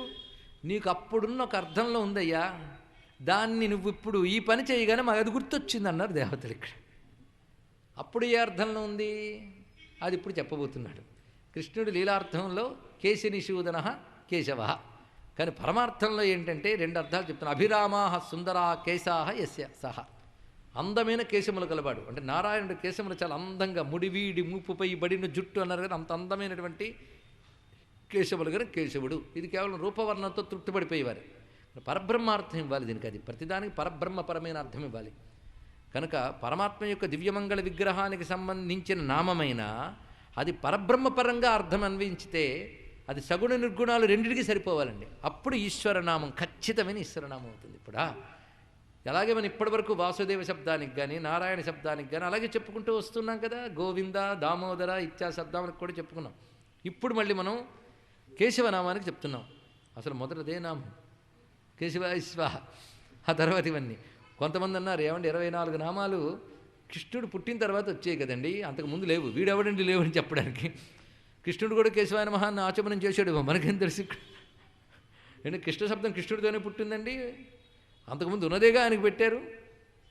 అంటే పరమాత్మకు ఆ పేర్లన్నీ వేదములు ఉన్నాయి, వాటన్నిటికీ ఆ లీలలో ఆయన చూపించాడు. అది గొప్ప విషయమైనటువంటి అర్థం. లీలలో కేశి అనే అసురుణ్ణి సంహరించాడు. పరమార్థంలో కేశవ శబ్దానికి సగుణ బ్రహ్మపరంగా అందమైన విగ్రహపరంగా అర్థం చెప్పేశాం. నిర్గుణ బ్రహ్మపరంగా అద్భుతమైన అర్థములు రెండున్నాయి. రెండు చెప్పుకునే ప్రయత్నించింది. వైదిక అర్థం కూడా ఉంది. కేశాహ రశ్మయ, కేశములనగా రశ్ములు అని అర్థం. ఇక్కడ రశ్ములు అంటే శాస్త్ర భాషలో కిరణములు అంతే కదా. రశ్మిషు ప్రాణాన్ సన్నిధత్తే ప్రశ్నోపనిషత్తుల మంత్రం ఇది.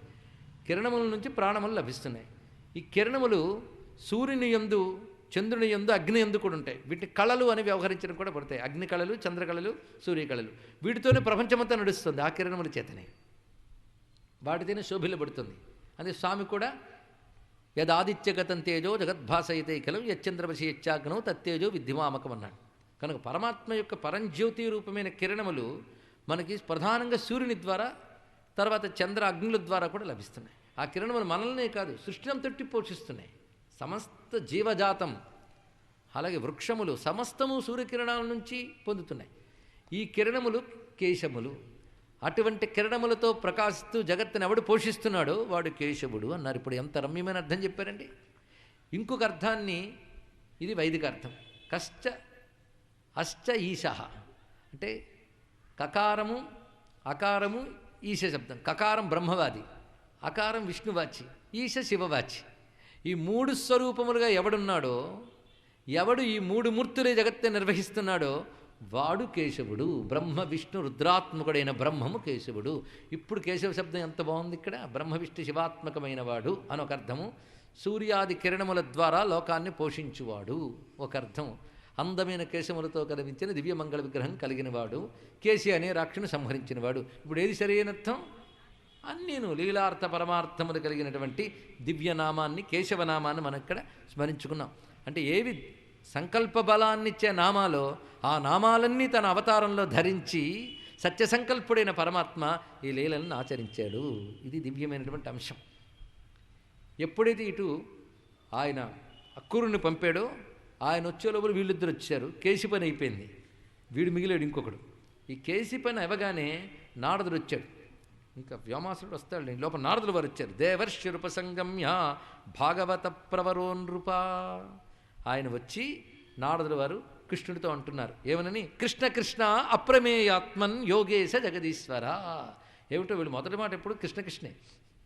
కృష్ణ కృష్ణ అప్రమేయాత్మన్ యోగేశ జగదీశ్వర వాసుదేవ అఖిలావాస సత్వతాం ప్రవర ప్రభో అని నమస్కరించి, స్వామి నువ్వు మహాపురుషుడివి, ఈశ్వరుడివి, నీ సత్య సంకల్పం చేతనే ఈ జగత్తుని నిర్వహిస్తూ ఉన్నావు.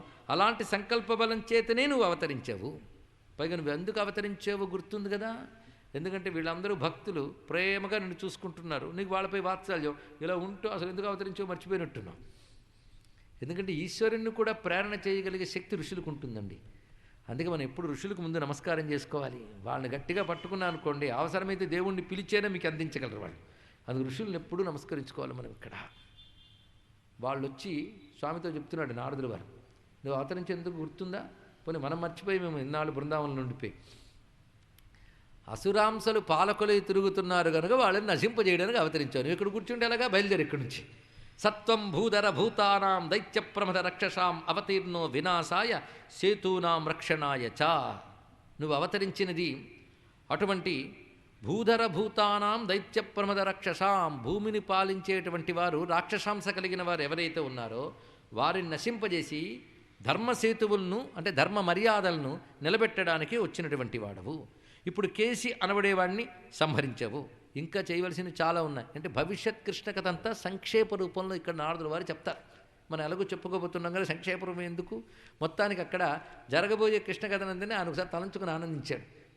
ఆ ద్వారకలో నిన్ను చూస్తూ మేము ఆనందిస్తాం, ఇవన్నీ జరగాలి కదా స్వామి.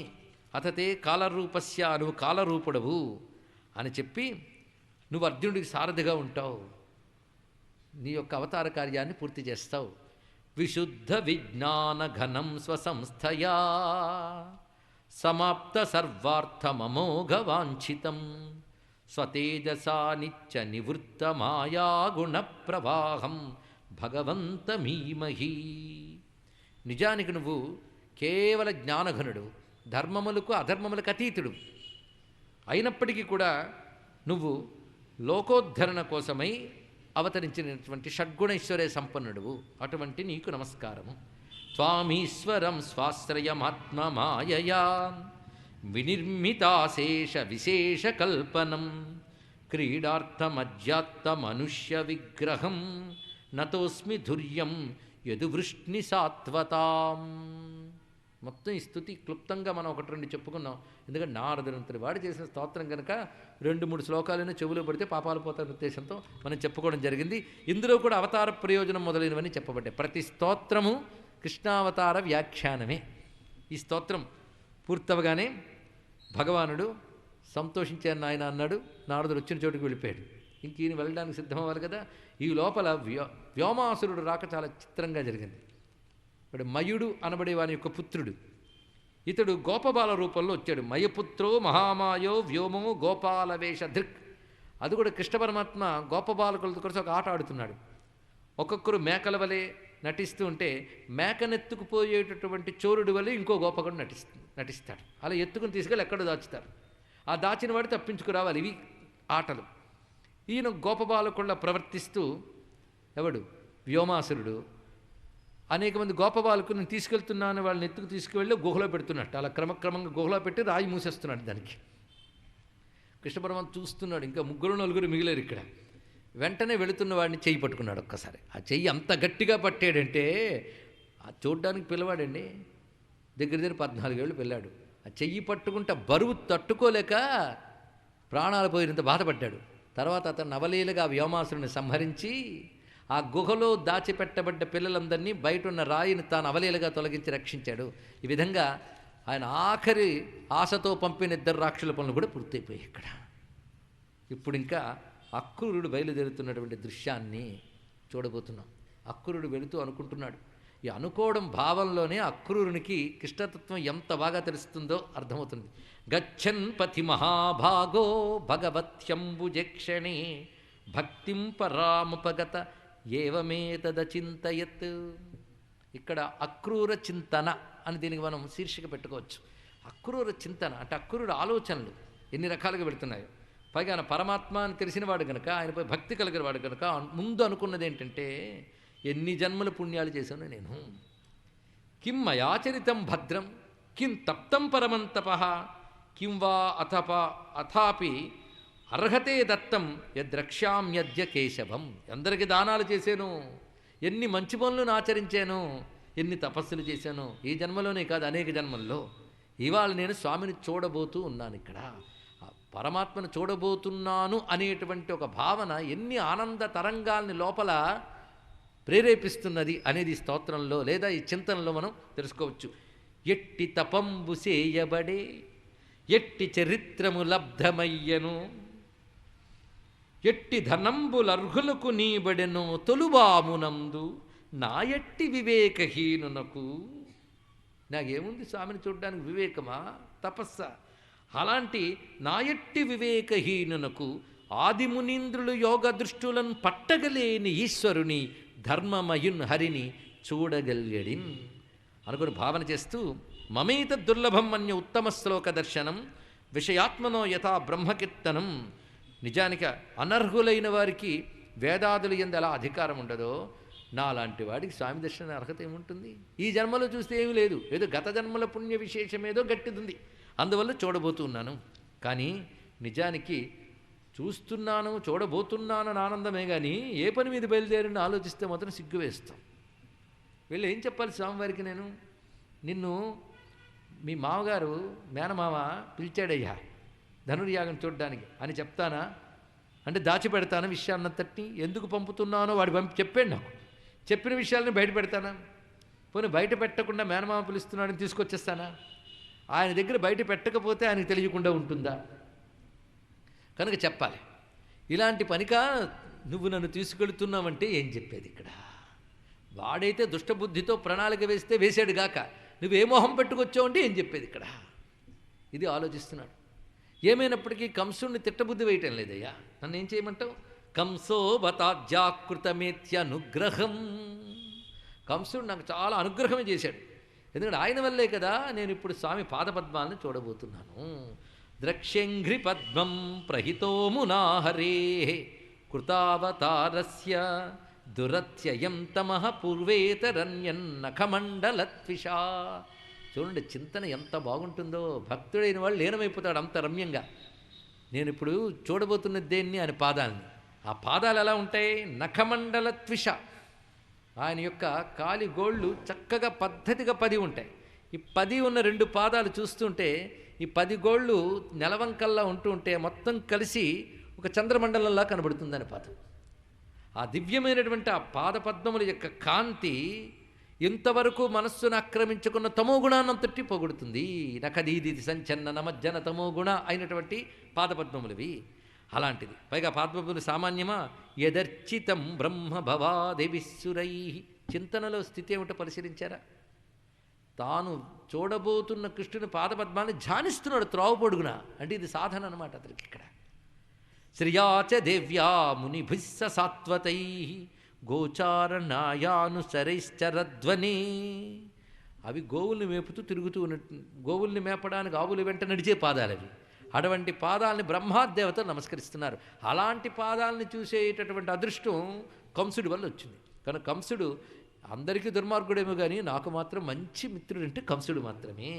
సూర్యులు తొల్లి ఏ విభుని శోభిత పాద నఖ ప్రభావళించేరి భవాంధకారముల చిక్కక దాటుదురు హట్టి దేవుని వైరముతోడనైన పిలువన్ నను పంచి శుభంబు చేసే నిష్కారణమైన ప్రేమనిదే. ఎంతమంది లేరు యదువంశీకులు, ఎవరినైనా పంపచ్చుగా, నన్నే ఎంచుకున్నాడు. అది సెలక్షన్ అంటే. ఆ ఎంచుకోవడం ఎందువల్ల ఇలా చేశాడో కానీ కంసుని బోలు సఖుండు కల్గునే. కంసుని లాంటి ఫ్రెండ్ ఎవరైనా దొరుకుతాడా? దీన్ని బట్టి చూస్తే తండ్రి హరిచేరి మనియడి తండ్రిలాగా భగవంతుడి వైపు పంపించేవాడే నిజమైన మిత్రుడు కానీ ఇంకెవరండి ఇక్కడ? అందుకు నాకు మంచి మిత్రుడు దొరికాడు అనుకుంటూ ఇప్పుడు త్వరలో చూడబోతున్నాను స్వామి పాదాలని, ఆ పాదాలు కలిగిన దివ్యమూర్తిని. ఆ ముఖం ఎంత భవ్యమైన ముఖం! ద్రక్ష్యామి నూనం సుఖపోల నాసికం. ధ్యాన శ్లోకాలండి ఇవన్నీ కూడా. స్మితావలోకారుణ కంజలోచనం ముఖం ముకుందస్య గుడాలకావృతం ప్రదక్షిణం మే ప్రచరంతి వై మృగా.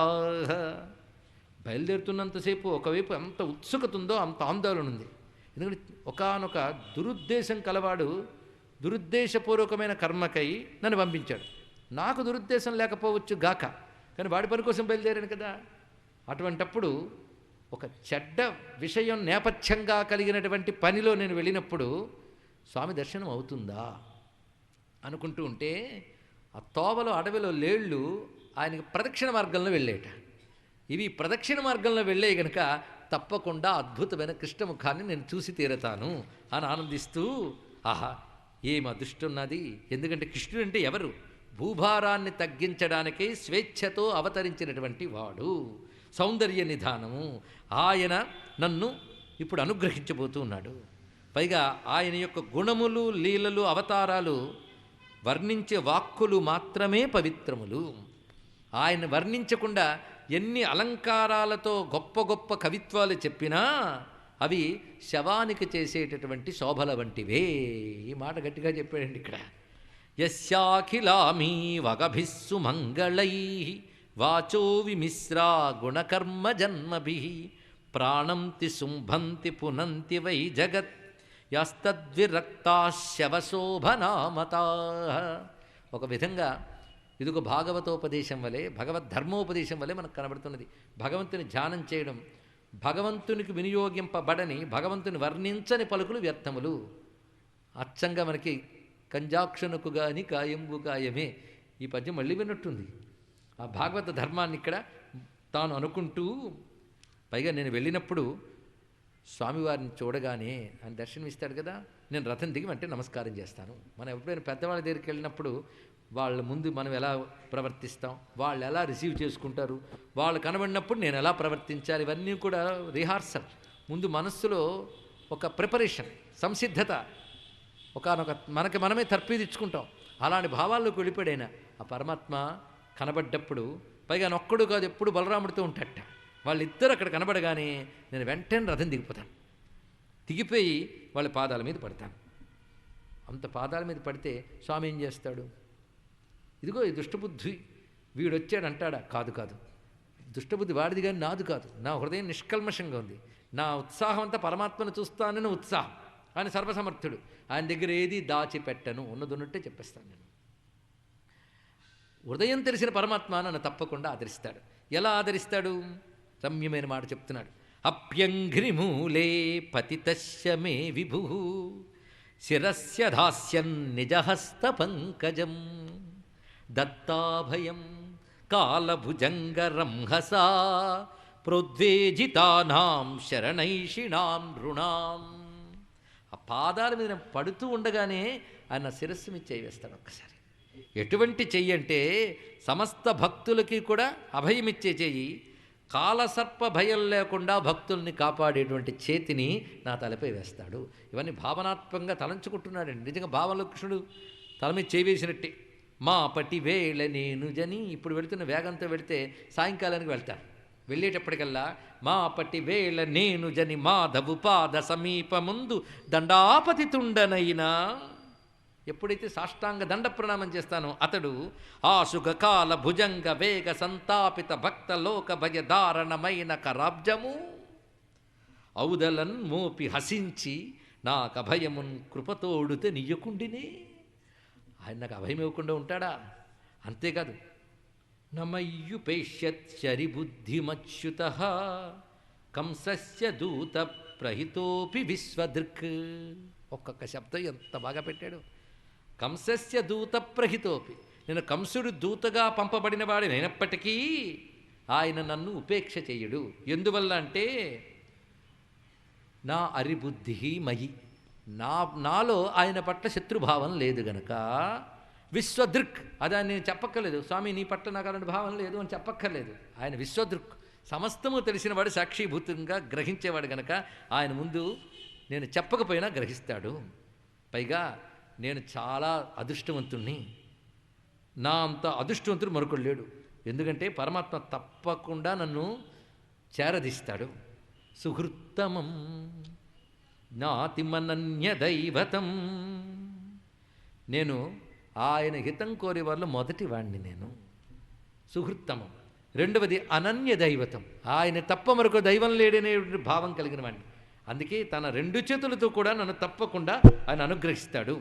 ఆయన అనుగ్రహించాక నా హృదయంలో పూర్వవాసనాజనితమైన పాపములేవని ఉంటే పోతాయి. అంతేకాదు కర్మబంధములు కూడా శిథిలములైపోతాయి. ఆయన అనుగ్రహం అటువంటిది. ఇలా భావన చేస్తూ వెళుతూ ఉన్నాడు.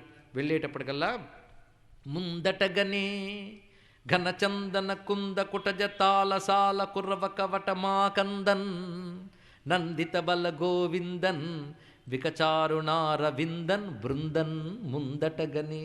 బృందన్ అంటే బృందావనాన్ని చూశాడు. ఆ బృందావనం రమ్యమైనటువంటి పశువులతో, పక్షులతో, వనములతో శోభిల్లుతున్నది. కృష్ణుని నివాసం చేసే అత్యంత శోభాయమానంగా ఉన్నటువంటి బృందావనానికి చేరుకుని అప్పటికి సూర్యుడు అస్తమిస్తూ ఉన్నాడు. రథేన గోకులం ప్రాప్త సూర్యశ్చ అస్తంగిరిన్ రూపా. ఆ గోధూళి వేళలో చేరుకున్నాడండి. అక్కడికి చేరుకుని సరిగ్గా పరమాత్మ దర్శనం దొరకపోతుంది, ఉత్సుకత పెరిగింది. అంత ఉత్సాహం అంటే దర్శనం తప్పకుండా ఇస్తాడు. సరిగ్గా ఒక ఇంటి ముందు ఆగాడు రథాన్ని. ఆగి దిగబోతూ ఉండగా ఎదురుగా కనబడ్డారు బలరామకృష్ణ భుయులు. చూసారా? ఆయన గురించి బాగా ఇలా అనుగ్రహిస్తాడు, అలా అనుగ్రహిస్తాడు, వెళితే ఎలా అనుగ్రహిస్తాడో చూడండి. కొంతమంది దగ్గరికి వెళ్ళేటప్పుడు చాలా వెళ్తాం అనుకుని వెళితే ఆశాభంగమే. దీన్ని ఓవర్ ఎక్స్పెక్టేషన్ అంటారు. ఇక్కడ అతిగా అనుకుని వెళ్ళేటప్పటికల్లా అసలేమీ దొరకదు. ఇది ఇతరుల విషయంలో.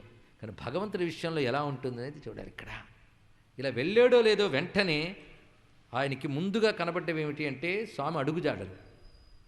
రథం దిగి అడుగుజాడలకు ముందు దండం పెట్టుకున్నాడండి. తద్దర్శనాహ్లాద వివృద్ధ సంభ్రమ. అడుగుజాళ్ళు ఎలా ఉన్నాయి? విలక్షితాన్యబ్జయవాంకుశాజ్యై. ఎప్పుడు కృష్ణపాద చిన్నమలు ఇప్పటివరకు ఎనిమాలు చెప్పుకున్నామో ఆ చిన్నమలుతున్న అడుగుజాళ్ళు కనబడగానే రథాధవస్కంజ సతేష్వచేష్టత ప్రభూరమూన్యంఘ్రిరజాంస్యహో ఇతి. ముందు అడుగులు జాడలు చూడగానే రథం దిగిపోయాడు.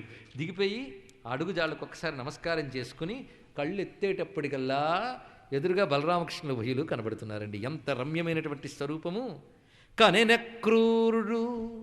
కనెనక్రూరుడు పద్మనేత్రులను రంగద్గాత్రులన్ ధేను దోహన దాటీ గతులన్ అలంకృతుల ఉజ్జద్భాసులన్ పీత నీల నవీనోజ్వలవాసులన్. ఒకడు పీతాంబరధారి, ఒకడు నీలాంబరధారి. నల్లవాడికి బంగారు రంగు బట్ట, బంగారు రంగు వాడికి నల్ల రంగు బట్ట. ఎంత బాగున్నదో కాంబినేషన్. కనుక పరమాత్మ పీతాంబరధారి, బలరాముడు నీలాంబరధారి. ఇద్దరూ చక్కగా అలంకారం చేసుకుని ఆవు పాలు పితికిన పాత్రలు చేత్తో పట్టుకున్నారు. అటువంటి స్థితిలో కుసుమమాలాధారులన్ ధీరులన్ వనితా కాముల కృష్ణరాముల జగద్వంద్యక్రమోద్దాములన్ కనెనక్రూరుడు. అటువంటి స్వరూపాలను చూసిన వెంటనే కిశౌరౌ శ్యామల శ్వేతౌ శ్రీనికేతౌ బృహద్భుజౌ సుముఖౌ సుందరవరౌ బాలద్విరద విక్రమౌ ధ్వజవజ్రాంకుశాంభోజై చిన్నితై అంఘ్రిభిర్వ్రజం శోభయంతౌ. దివ్య లక్షణములు కలిగిన పాదాలతో వ్రజభూమిని పావనం చేస్తున్న పుణ్యమూర్తులను చూసి ఆనంద పరవశుడై ఎన్నాళ్ల తపస్సో ఫలించిందని ఆనందంతో ఒక్కసారిగా భగవద్దర్శనాహ్లాద బాష్పపర్యాకులేక్షణ. స్వామిని చూసిన ఆనందపు పొంగుతో ఒళ్ళు పులకించి కనుల అశ్రువులు రాలుతూ ఉండగా పులకాంచితంగా ఔత్కంఠ్యాత్, ఒక్కసారి ఉత్కంఠతో ఎవరు నువ్వు అన్నట్టు చూసేట్టు కృష్ణ పరమాత్మ నోట మాట రాలేని అక్రూరుణ్ణి అందాం అనుకుంటున్నాడు. కానీ ఆక్షానే నాశకన్ నృపా, తన పేరు చెప్పడానికి కూడా గొంతు పెగల్లేదు. అంత ఆనంద పారవశ్యానికి లోనైపోయాడు. వెంటనే ఆయనకు తెలిసిపోయింది. అప్పుడు రథాంగాంకిత పాణినా, చక్రాంకిత హస్తంతో పట్టుకున్నట్ట. చక్రాంకిత హస్తం అంటే అప్పటికి కృష్ణుడి చక్రాంకితాలు ఏమని అనుకోవద్దు ఇక్కడ దయచేసి. అప్పుడు కానీ ఉపనయనం కూడా కాలేదు. చక్రాంకిత అంటే చక్రపాణి అయిన కృష్ణుడు, సుదర్శన చక్రం పట్టుకున్నవాడు అని అర్థం. అది ఇక్కడ రథాంగాంకిత పాణిన పరిరేభ్యే విపాకృష్య ప్రీత ప్రణతవత్సల. ప్రణతవత్సలుడైన పరమాత్మ ఎప్పుడైతే పాదాల మీద పడుతున్నాడు అక్కురుని అలా పట్టుకున్నాడు. పట్టుకుని లేపి నిలబడి గాఢాలింగనం చేసుకున్నాడు. అది కృష్ణుని యొక్క అనుగ్రహం. తను ఏమనుకున్నాడు? పాదాల మీద పడతాను, నాలో తప్పులు ఎదిగిన చెయ్యి వేస్తాడు. చెయ్యి వేయడం ఏంటి? రెండు చేతులు పట్టి లేపి ఆదరించి ఆలింగనం చేసుకున్నాడు. భగవత్కృప అలాగే ఉంటుందండి. ఎంత అంచనా వేస్తావో దానిపైనే ఉంటుంది పరమాత్మను అనుగ్రహం. ఫలమపిచ వాంఛా సమధికం.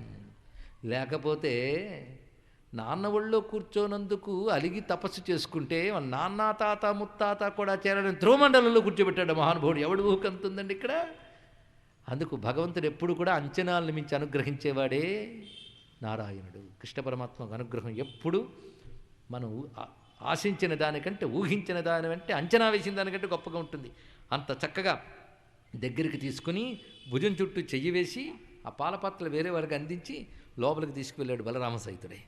లోపలికి తీసుకెళ్ళి కొంతసేపటి తేరుకున్నాక ఎందుకు వచ్చాడో ఏమిటో విషయం అంతా తెలుసుకుని పాపం మావయ్య తొందరపడుతున్నాడు అనమాట. పాపం అంత ముచ్చటుంటే నేను బయలుదేరాను. కానీ ముహూర్తం దగ్గరికి వచ్చింది.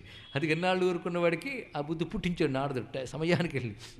సరే నేను బయలుదేరుతాను, రేపు పొద్దున బయలుదేరాను, ఇప్పుడేముంది అనుకున్నాడు. రథం సిద్ధమైంది. మొత్తం వ్రజమంతా తెలిసిపోయింది కృష్ణ పరమాత్మ వెళ్ళిపోతున్నాడు మధురకు అని. మొత్తం గోకులమంతా వ్యాకులమైంది, బాధపడుతూ ఉన్నది. మనం ఇంత తొందరగా పంపించేస్తాలండి కృష్ణుణ్ణి? ఉండనివ్వండి, రేపు పంపిద్దాం. సర్వం శ్రీకృష్ణ చరణారవిందార్పణమస్తు.